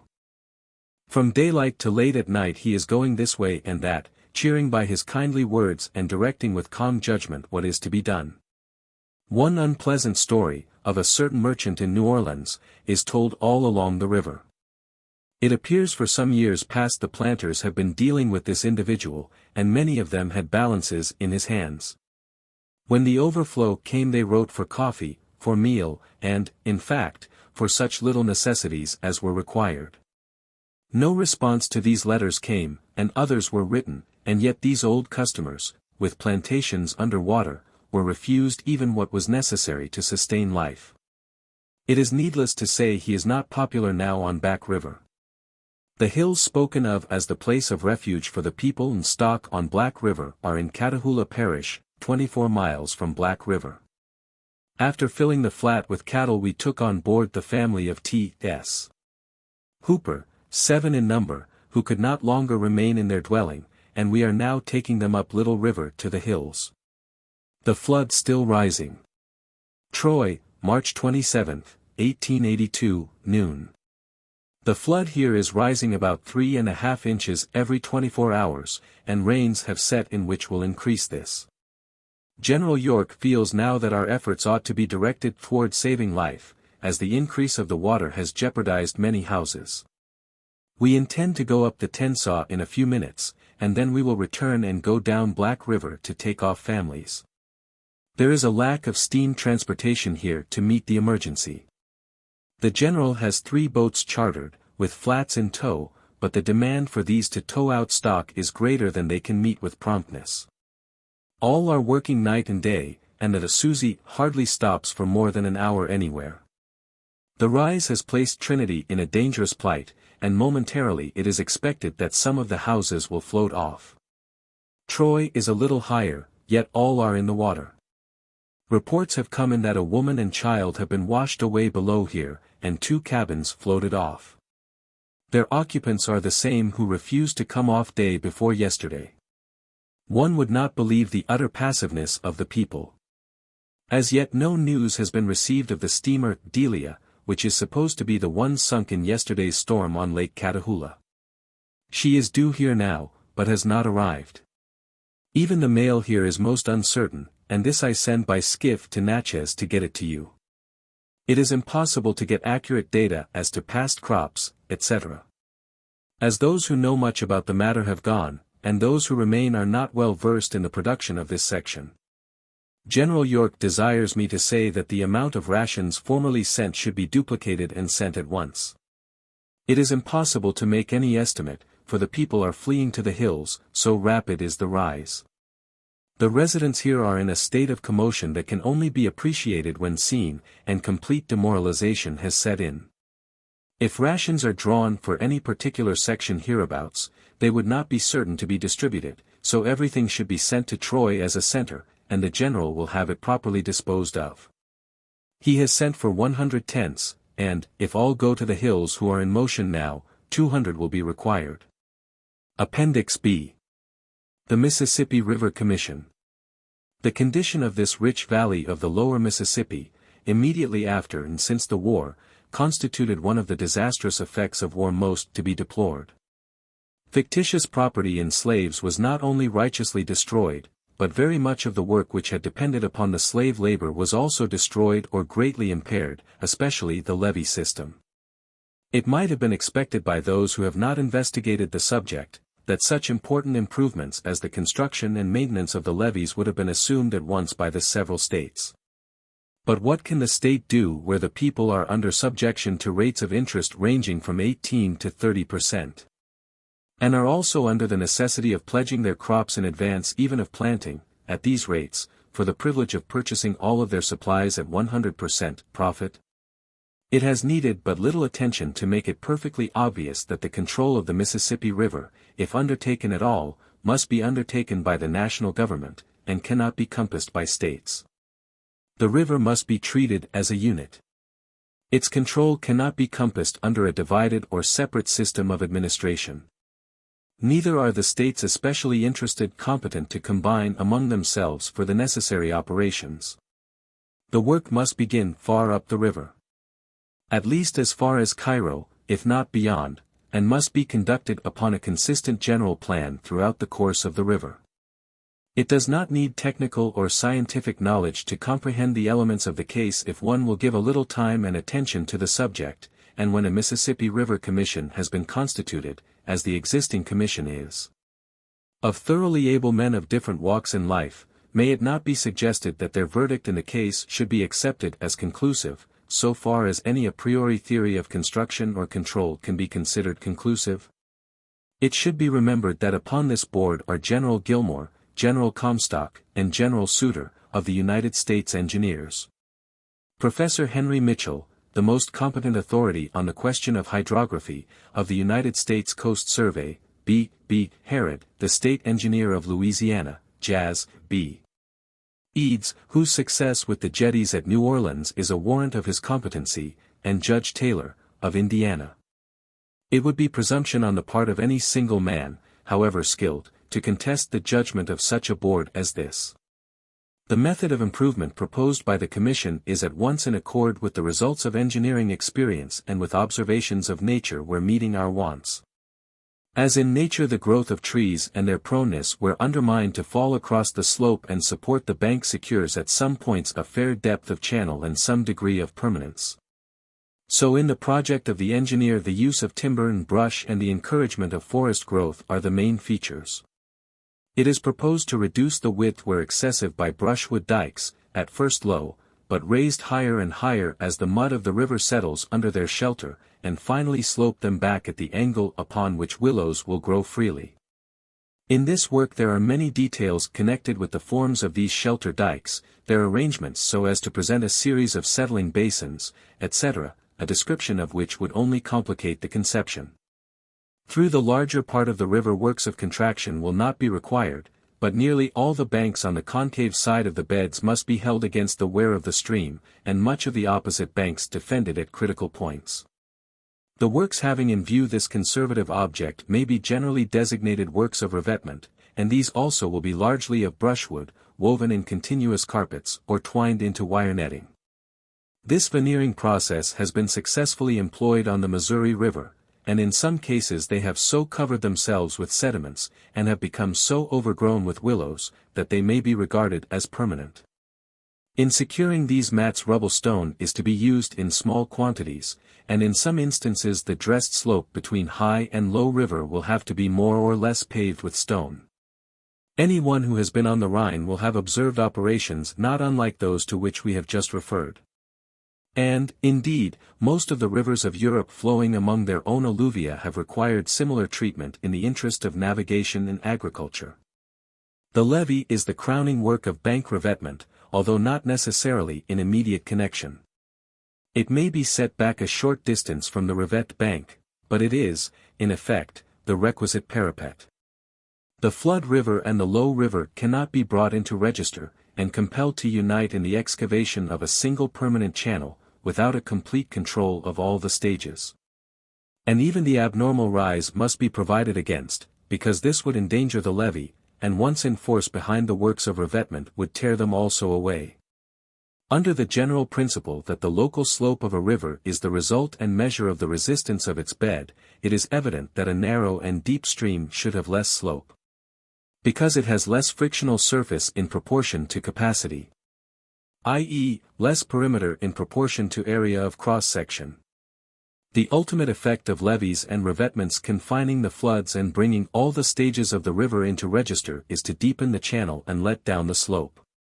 The first effect of the levees is to raise the surface. But this, by inducing greater velocity of flow, inevitably causes an enlargement of section, and if this enlargement is prevented from being made at the expense of the banks, the bottom must give way and the form of the waterway be so improved as to admit this flow with less rise. The actual experience with levees upon the Mississippi River, with no attempt to hold the banks, has been favorable, and no one can doubt, upon the evidence furnished in the reports of the Commission, that if the earliest levees had been accompanied by revetment of banks, and made complete, we should have today a river navigable at low water, and an adjacent country safe from inundation. Of course it would be illogical to conclude that the constrained river can ever lower its flood slope so as to make levees unnecessary, but it is believed that, by this lateral constraint, the river as a conduit may be so improved in form that even those rare floods which result from the coincident rising of many tributaries will find vent without destroying levees of ordinary height. That the actual capacity of a channel through alluvium depends upon its service during floods has been often shown, but this capacity does not include anomalous, but recurrent, floods. It is hardly worth while to consider the projects for relieving the Mississippi River floods by creating new outlets, since these sensational propositions have commended themselves only to unthinking minds, and have no support among engineers. Were the river bed cast iron, a resort to openings for surplus waters might be a necessity. But as the bottom is yielding, and the best form of outlet is a single deep channel, as realizing the least ratio of perimeter to area of cross-section, there could not well be a more unphilosophical method of treatment than the multiplication of avenues of escape.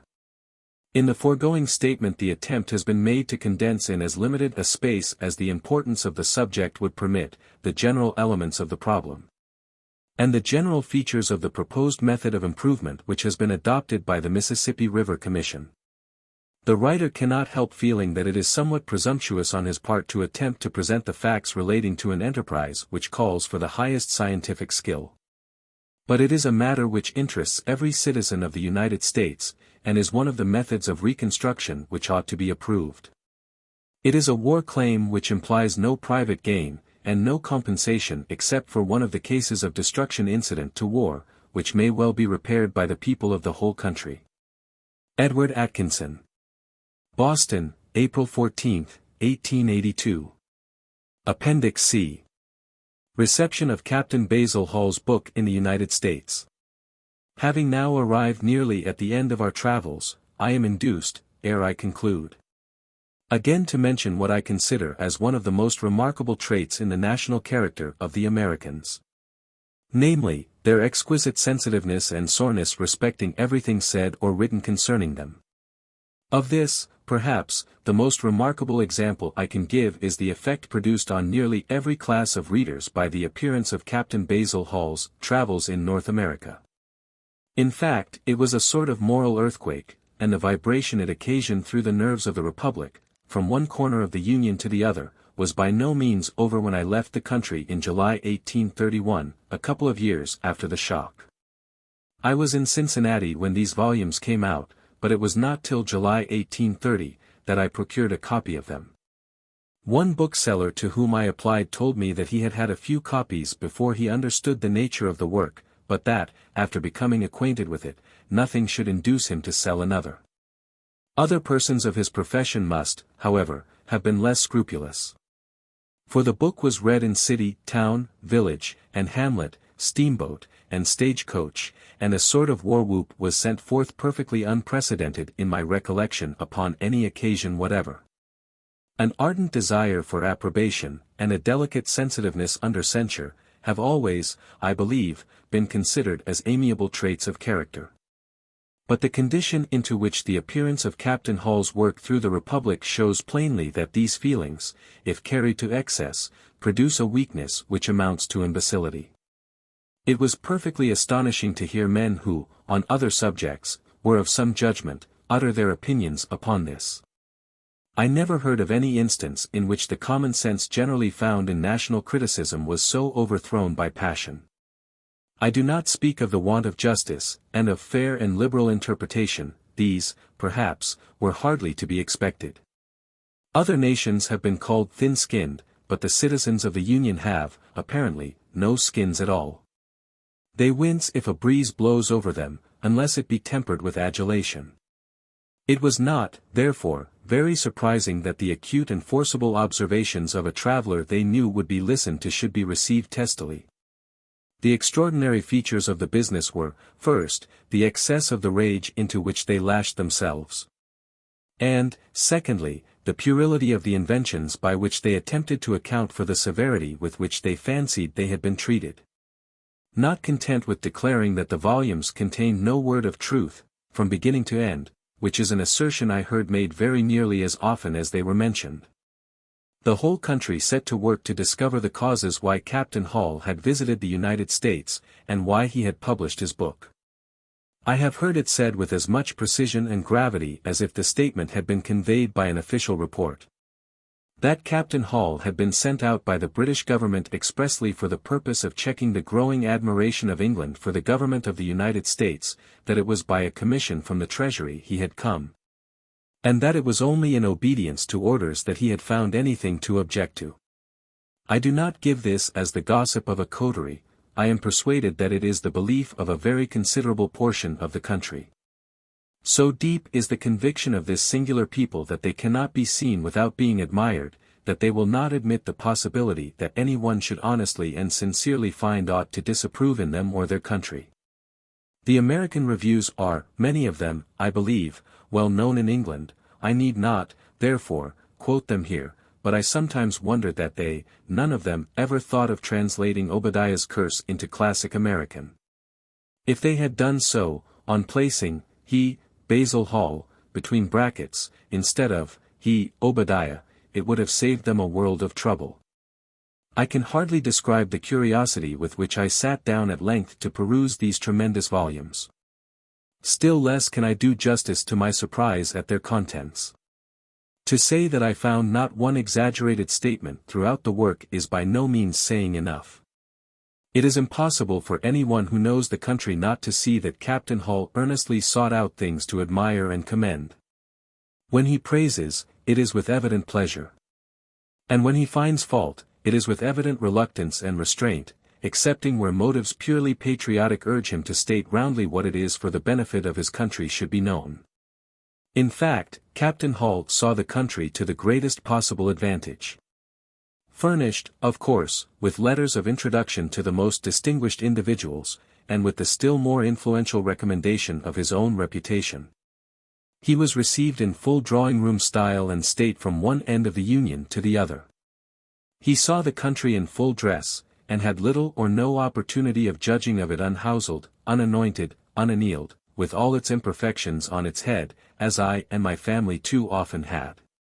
Captain Hall had certainly excellent opportunities of making himself acquainted with the form of the government and the laws, and of receiving, moreover, the best oral commentary upon them, in conversation with the most distinguished citizens.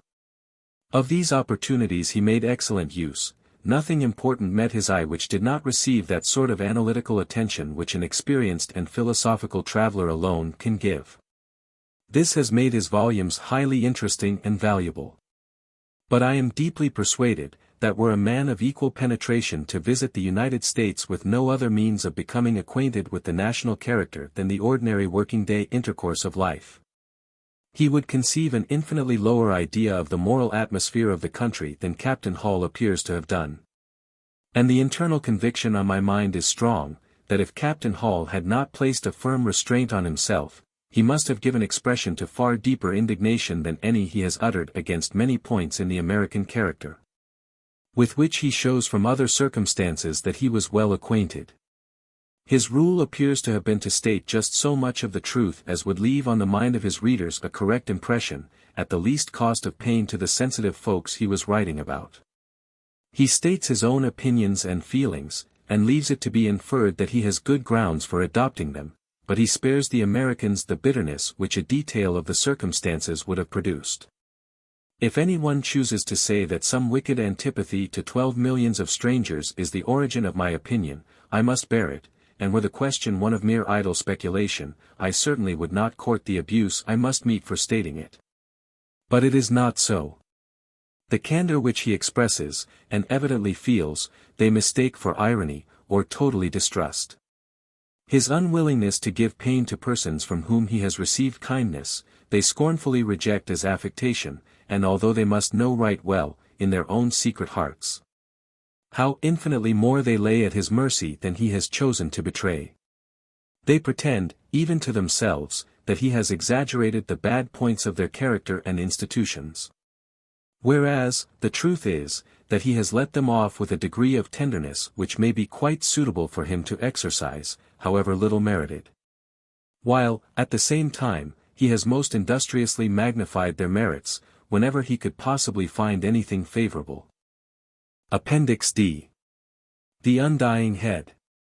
In a remote part of the North lived a man and his sister, who had never seen a human being. Seldom, if ever, had the man any cause to go from home, for, as his wants demanded food, he had only to go a little distance from the lodge, and there, in some particular spot, place his arrows, with their barbs in the ground. Telling his sister where they had been placed, every morning she would go in search, and never fail of finding each stuck through the heart of a deer. She had then only to drag them into the lodge and prepare their food. Thus she lived till she attained womanhood, when one day her brother, whose name was Iamo, said to her, "Sister, the time is at hand when you will be ill. Listen to my advice. If you do not, it will probably be the cause of my death. Take the implements with which we kindle our fires. Go some distance from our lodge and build a separate fire. When you are in want of food, I will tell you where to find it. You must cook for yourself, and I will for myself. When you are ill, do not attempt to come near the lodge, or bring any of the utensils you use. Be sure always to fasten to your belt the implements you need, for you do not know when the time will come. As for myself, I must do the best I can." His sister promised to obey him in all he had said. Shortly after, her brother had cause to go from home. She was alone in her lodge, combing her hair. She had just untied the belt to which the implements were fastened, when suddenly the event, to which her brother had alluded, occurred. She ran out of the lodge, but in her haste forgot the belt. Afraid to return, she stood for some time thinking. Finally, she decided to enter the lodge and get it. For, thought she, my brother is not at home, and I will stay but a moment to catch hold of it. She went back. Running in suddenly, she caught hold of it, and was coming out when her brother came in sight. He knew what was the matter. "Oh," he said, "did I not tell you to take care? But now you have killed me." She was going on her way, but her brother said to her, "What can you do there now? The accident has happened. Go in, and stay where you have always stayed. And what will become of you? You have killed me." He then laid aside his hunting dress and accoutrements, and soon after both his feet began to turn black, so that he could not move. Still he directed his sister where to place the arrows, that she might always have food. The inflammation continued to increase, and had now reached his first rib, and he said, "Sister, my end is near. You must do as I tell you. You see my medicine sack, and my war club tied to it. It contains all my medicines, and my war plumes, and my paints of all colors. As soon as the inflammation reaches my breast, you will take my war club. It has a sharp point, and you will cut off my head. When it is free from my body, take it, place its neck in the sack, which you must open at one end. Then hang it up in its former place. Do not forget my bow and arrows. One of the last you will take to procure food. The remainder, tie in my sack, and then hang it up, so that I can look towards the door. Now and then I will speak to you, but not often. His sister again promised to obey. In a little time his breast was affected. Now, said he, take the club and strike off my head. She was afraid, but he told her to muster courage. Strike, said he, and a smile was on his face. Mustering all her courage, she gave the blow and cut off the head. Now, said the head, place me where I told you. And fearfully she obeyed it in all its commands. Retaining its animation, it looked around the lodge as usual, and it would command its sister to go in such places as it thought would procure for her the flesh of different animals she needed. One day the head said, the time is not distant when I shall be freed from this situation, and I shall have to undergo many sore evils. So the superior Manito decrees, and I must bear all patiently. In this situation we must leave the head. In a certain part of the country was a village inhabited by a numerous and warlike band of Indians. In this village was a family of 10 young men, brothers. It was in the spring of the year that the youngest of these blackened his face and fasted. His dreams were propitious. Having ended his fast, he went secretly for his brothers at night, so that none in the village could overhear or find out the direction they intended to go. Though their drum was heard, yet that was a common occurrence. Having ended the usual formalities, he told how favorable his dreams were, and that he had called them together to know if they would accompany him in a war excursion. They all answered they would. The third brother from the eldest, noted for his oddities, coming up with his war club when his brother had ceased speaking, jumped up. Yes, said he, I will go, and this will be the way I will treat those I am going to fight. And he struck the post in the center of the lodge, and gave a yell. The others spoke to him, saying, Slow, slow, Mudjaquees, when you are in other people's lodges. So he sat down. Then, in turn, they took the drum, and sang their songs, and closed with a feast. The youngest told them not to whisper their intention to their wives, but secretly to prepare for their journey. They all promised obedience, and Mudjaquees was the first to say so. The time for their departure drew near. Word was given to assemble on a certain night, when they would depart immediately. Mudjaquees was loud in his demands for his moccasins. Several times his wife asked him the reason. Besides, said she, you have a good pair on. Quick, quick, said he, since you must know, we are going on a war excursion, so be quick. He thus revealed the secret. That night they met and started. The snow was on the ground, and they traveled all night, lest others should follow them. When it was daylight, the leader took snow and made a ball of it, then tossing it into the air, he said, It was in this way I saw snow fall in a dream, so that I could not be tracked. And he told them to keep close to each other for fear of losing themselves, as the snow began to fall in very large flakes. Near as they walked, it was with difficulty they could see each other. The snow continued falling all that day and the following night, so it was impossible to track them. They had now walked for several days, and Mudjaquees was always in the rear. One day, running suddenly forward, he gave the Sasauquan, war whoop, and struck a tree with his war club, and it broke into pieces as if struck with lightning. Brothers, said he, this will be the way I will serve those we are going to fight. The leader answered, Slow, slow, Mudjaquees, the one I lead you to is not to be thought of so lightly. Again he fell back and thought to himself, What? What? Who can this be he is leading us to? He felt fearful and was silent. Day after day they traveled on, till they came to an extensive plain, on the borders of which human bones were bleaching in the sun. The leader spoke, They are the bones of those who have gone before us. None has ever yet returned to tell the sad tale of their fate. Again Mudjequees became restless, and, running forward, gave the accustomed yell. Advancing to a large rock which stood above the ground, he struck it, and it fell to pieces. "See, brothers," said he, "thus will I treat those whom we are going to fight." "Still, still," once more said the leader. "He to whom I am leading you is not to be compared to the rock." Mudjequees fell back thoughtful, saying to himself, "I wonder who this can be that he is going to attack," and he was afraid. Still they continued to see the remains of former warriors, who had been to the place where they were now going, some of whom had retreated as far back as the place where they first saw the bones, beyond which no one had ever escaped. At last they came to a piece of rising ground, from which they plainly distinguished, sleeping on a distant mountain, a mammoth bear. The distance between them was very great, but the size of the animal caused him to be plainly seen. "There," said the leader, "it is he to whom I am leading you. Here our troubles will commence, for he is a Mishawaka and a Manitou. It is he who has that we prize so dearly, i.e. wampum, to obtain which, the warriors whose bones we saw, sacrificed their lives. You must not be fearful, be manly. We shall find him asleep." Then the leader went forward and touched the belt around the animal's neck. "This," said he, "is what we must get. It contains the wampum."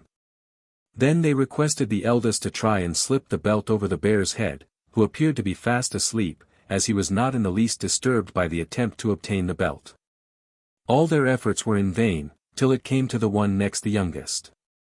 He tried, and the belt moved nearly over the monster's head, but he could get it no farther. Then the youngest one, and the leader, made his attempt, and succeeded. Placing it on the back of the oldest, he said, "Now we must run," and off they started. When one became fatigued with its weight, another would relieve him. Thus they ran till they had passed the bones of all former warriors, and were some distance beyond, when looking back, they saw the monster slowly rising. He stood some time before he missed his wampum. Soon they heard his tremendous howl, like distant thunder, slowly filling all the sky, and then they heard him speak and say, "Who can it be that has dared to steal my wampum? Earth is not so large but that I can find them." And he descended from the hill in pursuit. As if convulsed, the earth shook with every jump he made. Very soon he approached the party. They, however, kept the belt, exchanging it from one to another, and encouraging each other. But he gained on them fast. "Brothers," said the leader, "has never any one of you, when fasting, dreamed of some friendly spirit who would aid you as a guardian?"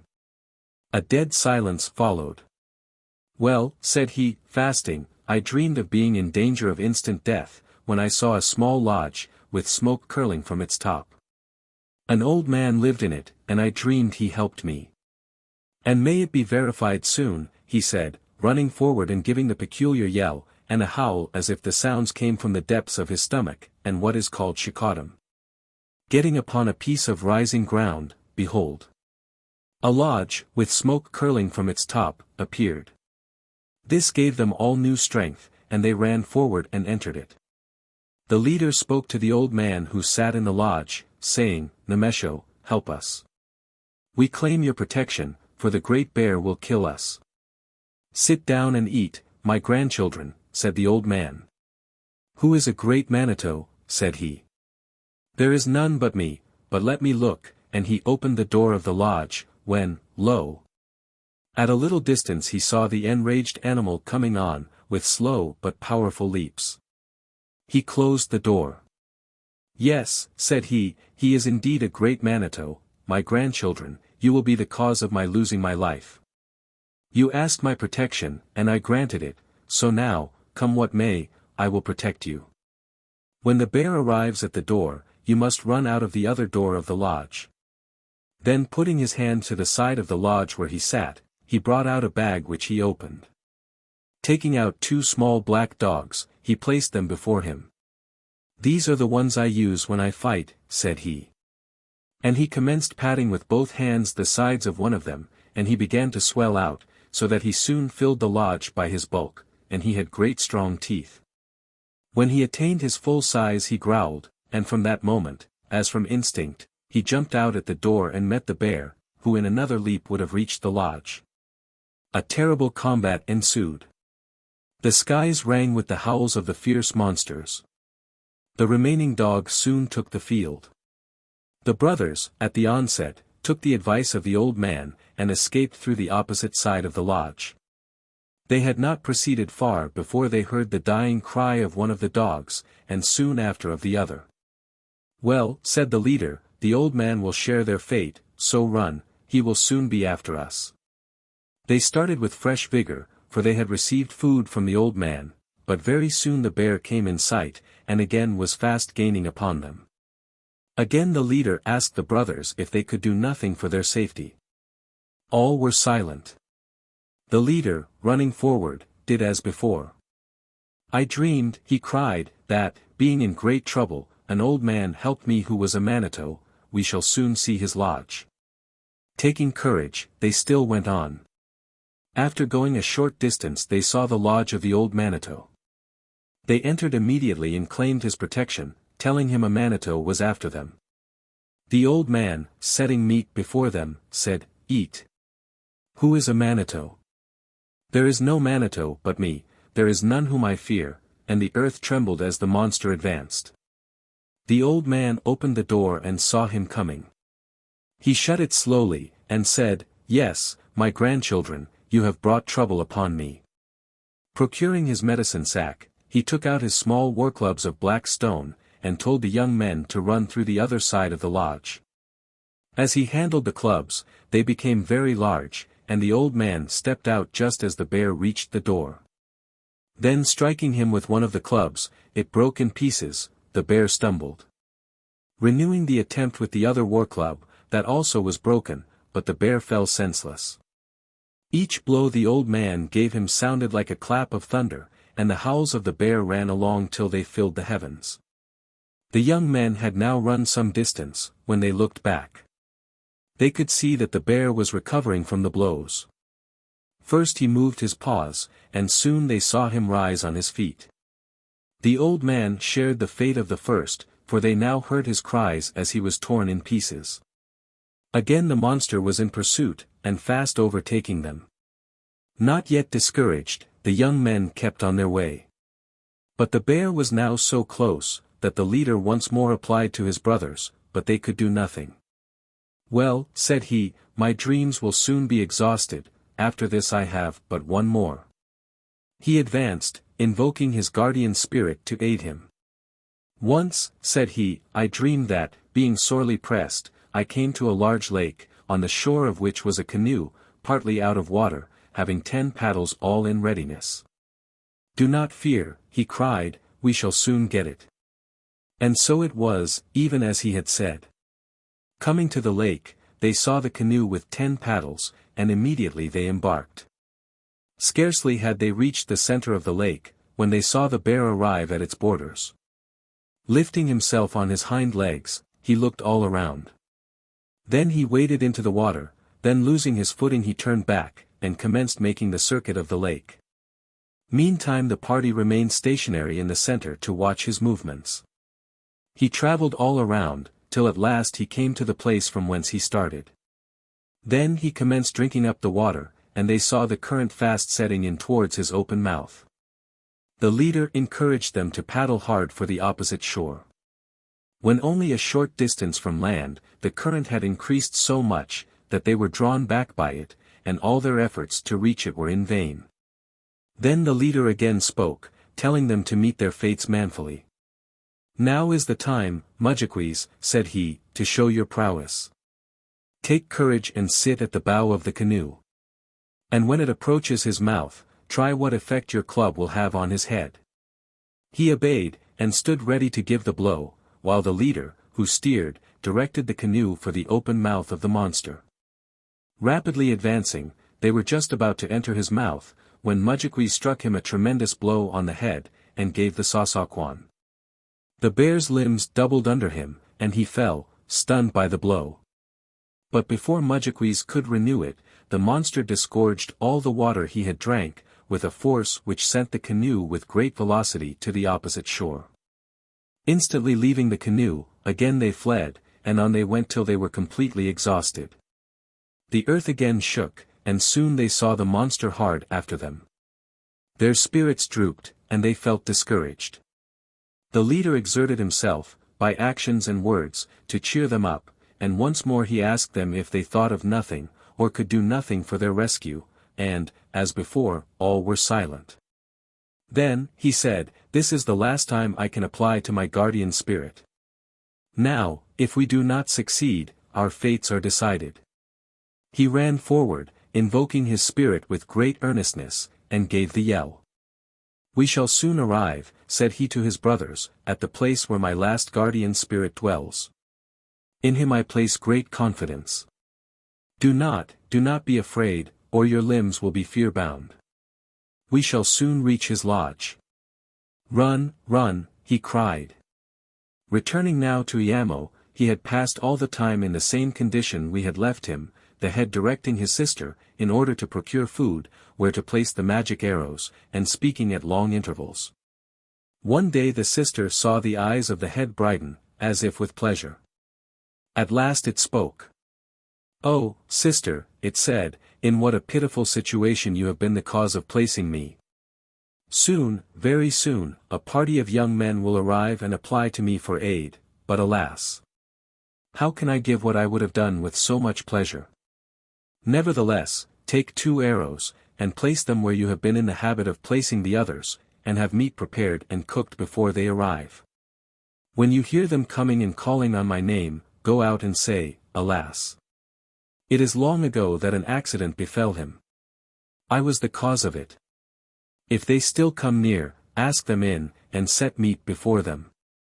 And now you must follow my directions strictly. When the bear is near, go out and meet him. You will take my medicine sack, bows and arrows, and my head. You must then untie the sack, and spread out before you my paints of all colors, my war eagle feathers, my tufts of dried hair, and whatever else it contains.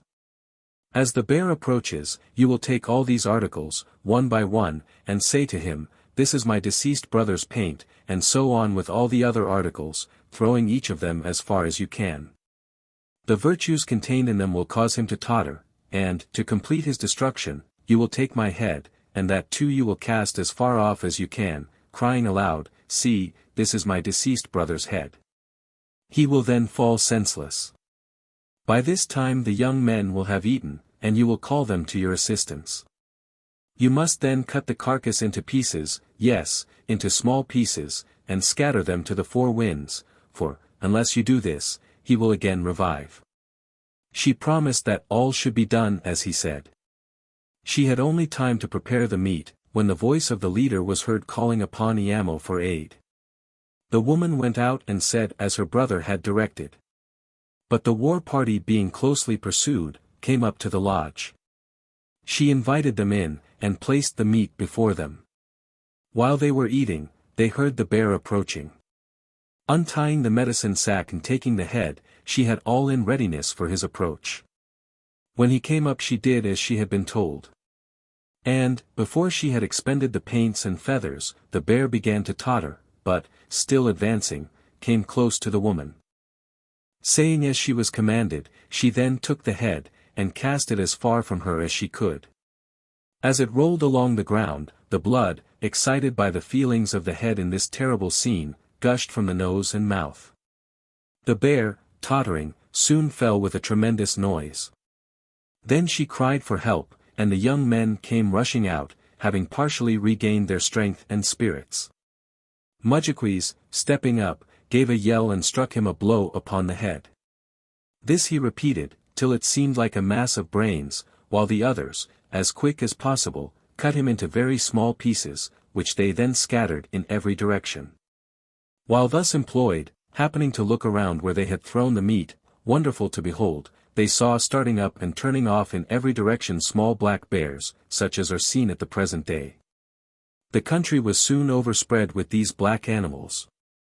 And it was from this monster at the present race of bears derived their origin. Having thus overcome their pursuer, they returned to the lodge.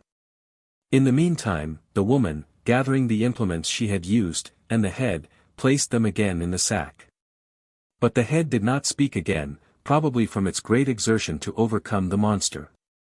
Having spent so much time and traversed so vast a country in their flight, the young men gave up the idea of ever returning to their own country, and game being plenty, they determined to remain where they now were.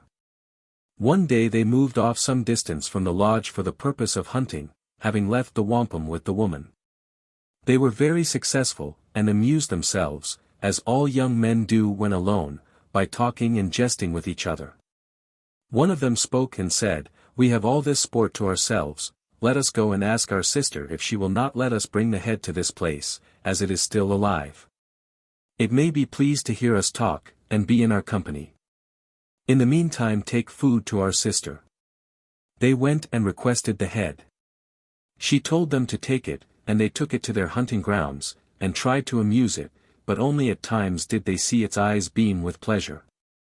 One day, while busy in their encampment, they were unexpectedly attacked by unknown Indians. The skirmish was long contested and bloody, many of their foes were slain, but still they were 30 to 1. The young men fought desperately till they were all killed. The attacking party then retreated to a height of ground, to muster their men, and to count the number of missing and slain. One of their young men had stayed away, and, in endeavoring to overtake them, came to the place where the head was hung up. Seeing that alone retained animation, he eyed it for some time with fear and surprise. However, he took it down and opened the sack, and was much pleased to see the beautiful feathers, one of which he placed on his head. Starting off, it waved gracefully over him till he reached his party, when he threw down the head and sack, and told them how he had found it, and that the sack was full of paints and feathers. They all looked at the head and made sport of it. Numbers of the young men took the paint and painted themselves, and one of the party took the head by the hair and said, "Look, you ugly thing, and see your paints on the faces of warriors." But the feathers were so beautiful, that numbers of them also placed them on their heads. Then again they used all kinds of indignity to the head, for which they were in turn repaid by the death of those who had used the feathers. Then the chief commanded them to throw away all except the head. "We will see," said he, "when we get home, what we can do with it. We will try to make it shut its eyes." When they reached their homes they took it to the council lodge, and hung it up before the fire, fastening it with raw hide soaked, which would shrink and become tightened by the action of the fire. "We will then see," they said, "if we cannot make it shut its eyes."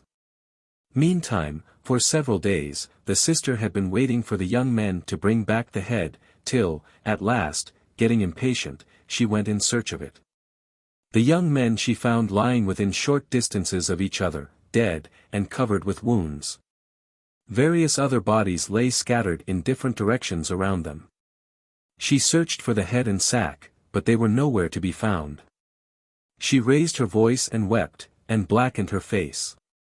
Then she walked in different directions, till she came to the place from whence the head had been taken. Then she found the magic bow and arrows, where the young men, ignorant of their qualities, had left them. She thought to herself that she would find her brother's head, and came to a piece of rising ground, and there saw some of his paints and feathers. These she carefully put up, and hung upon the branch of a tree till her return. At dusk she arrived at the first lodge of a very extensive village. Here she used a charm, common among Indians when they wish to meet with a kind reception. On applying to the old man and woman of the lodge, she was kindly received. She made known her errand. The old man promised to aid her, and told her the head was hung up before the council fire, and that the chiefs of the village, with their young men, kept watch over it continually. The former are considered as Manitos. She said she only wished to see it, and would be satisfied if she could only get to the door of the lodge. She knew she had not sufficient power to take it by force. "Come with me," said the Indian, "I will take you there." They went, and they took their seats near the door. The council lodge was filled with warriors, amusing themselves with games, and constantly keeping up a fire to smoke the head, as they said, to make dry meat. They saw the head move, and not knowing what to make of it, one spoke and said, ha. Ha. It is beginning to feel the effects of the smoke. The sister looked up from the door, and her eyes met those of her brother, and tears rolled down the cheeks of the head. "Well," said the chief, "I thought we would make you do something at last. Look. Look at it," shedding tears, said he to those around him, and they all laughed and passed their jokes upon it. The chief, looking around, and observing the woman, after some time said to the man who came with her, "Who have you got there? I have never seen that woman before in our village." "Yes," replied the man, "you have seen her, she is a relation of mine, and seldom goes out. She stays at my lodge, and asked me to allow her to come with me to this place." In the center of the lodge sat one of those young men who are always forward, and fond of boasting and displaying themselves before others. "Why," said he, "I have seen her often, and it is to this lodge I go almost every night to court her." All the others laughed and continued their games. The young man did not know he was telling a lie to the woman's advantage, who by that means escaped. She returned to the man's lodge, and immediately set out for her own country. Coming to the spot where the bodies of her adopted brothers lay, she placed them together, their feet toward the east. Then taking an axe which she had, she cast it up into the air, crying out, "Brothers, get up from under it, or it will fall on you." This she repeated 3 times, and the 3rd time the brothers all arose and stood on their feet. Mudjequis commenced rubbing his eyes and stretching himself. "Why," said he, "I have overslept myself." "No, indeed," said one of the others, "do you not know we were all killed, and that it is our sister who has brought us to life?" The young men took the bodies of their enemies and burned them. Soon after, the woman went to procure wives for them, in a distant country, they knew not where. But she returned with 10 young women, which she gave to the 10 young men, beginning with the eldest. Mudjequis stepped to and fro, uneasy lest he should not get the one he liked. But he was not disappointed, for she fell to his lot. And they were well matched, for she was a female magician. They then all moved into a very large lodge, and their sister told them that the women must now take turns in going to her brother's head every night, trying to untie it. They all said they would do so with pleasure. The eldest made the first attempt, and with a rushing noise she fled through the air. Toward daylight she returned. She had been unsuccessful, as she succeeded in untying only one of the knots. All took their turns regularly, and each one succeeded in untying only one knot each time. But when the youngest went, she commenced the work as soon as she reached the lodge. Although it had always been occupied, still the Indians never could see any one. For 10 nights now, the smoke had not ascended, but filled the lodge and drove them out. This last night they were all driven out, and the young woman carried off the head. The young people and the sister heard the young woman coming high through the air, and they heard her saying, "Prepare the body of our brother." And as soon as they heard it, they went to a small lodge where the black body of Iamo lay. His sister commenced cutting the neck part, from which the neck had been severed. She cut so deep as to cause it to bleed. And the others who were present, by rubbing the body and applying medicines, expelled the blackness. In the meantime, the one who brought it, by cutting the neck of the head, caused that also to bleed.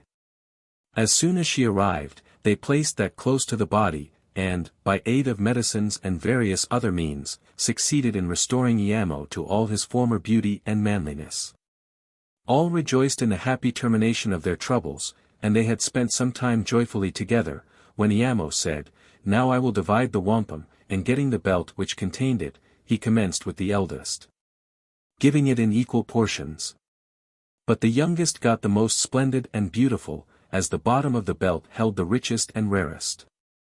They were told that, since they had all once died, and were restored to life, they were no longer mortal, but spirits, and they were assigned different stations in the invisible world. Only Mudjequis's place was, however, named. He was to direct the west wind, hence generally called Kebian, there to remain forever. They were commanded, as they had it in their power, to do good to the inhabitants of the earth, and, forgetting their sufferings in procuring the wampum, to give all things with a liberal hand. And they were also commanded that it should also be held by them sacred, those grains or shells of the pale hue to be emblematic of peace, while those of the darker hue would lead to evil and war. The spirits then, amid songs and shouts, took their flight to their respective abodes on high, while Iamo, with his sister Iamaqua, descended into the depths below.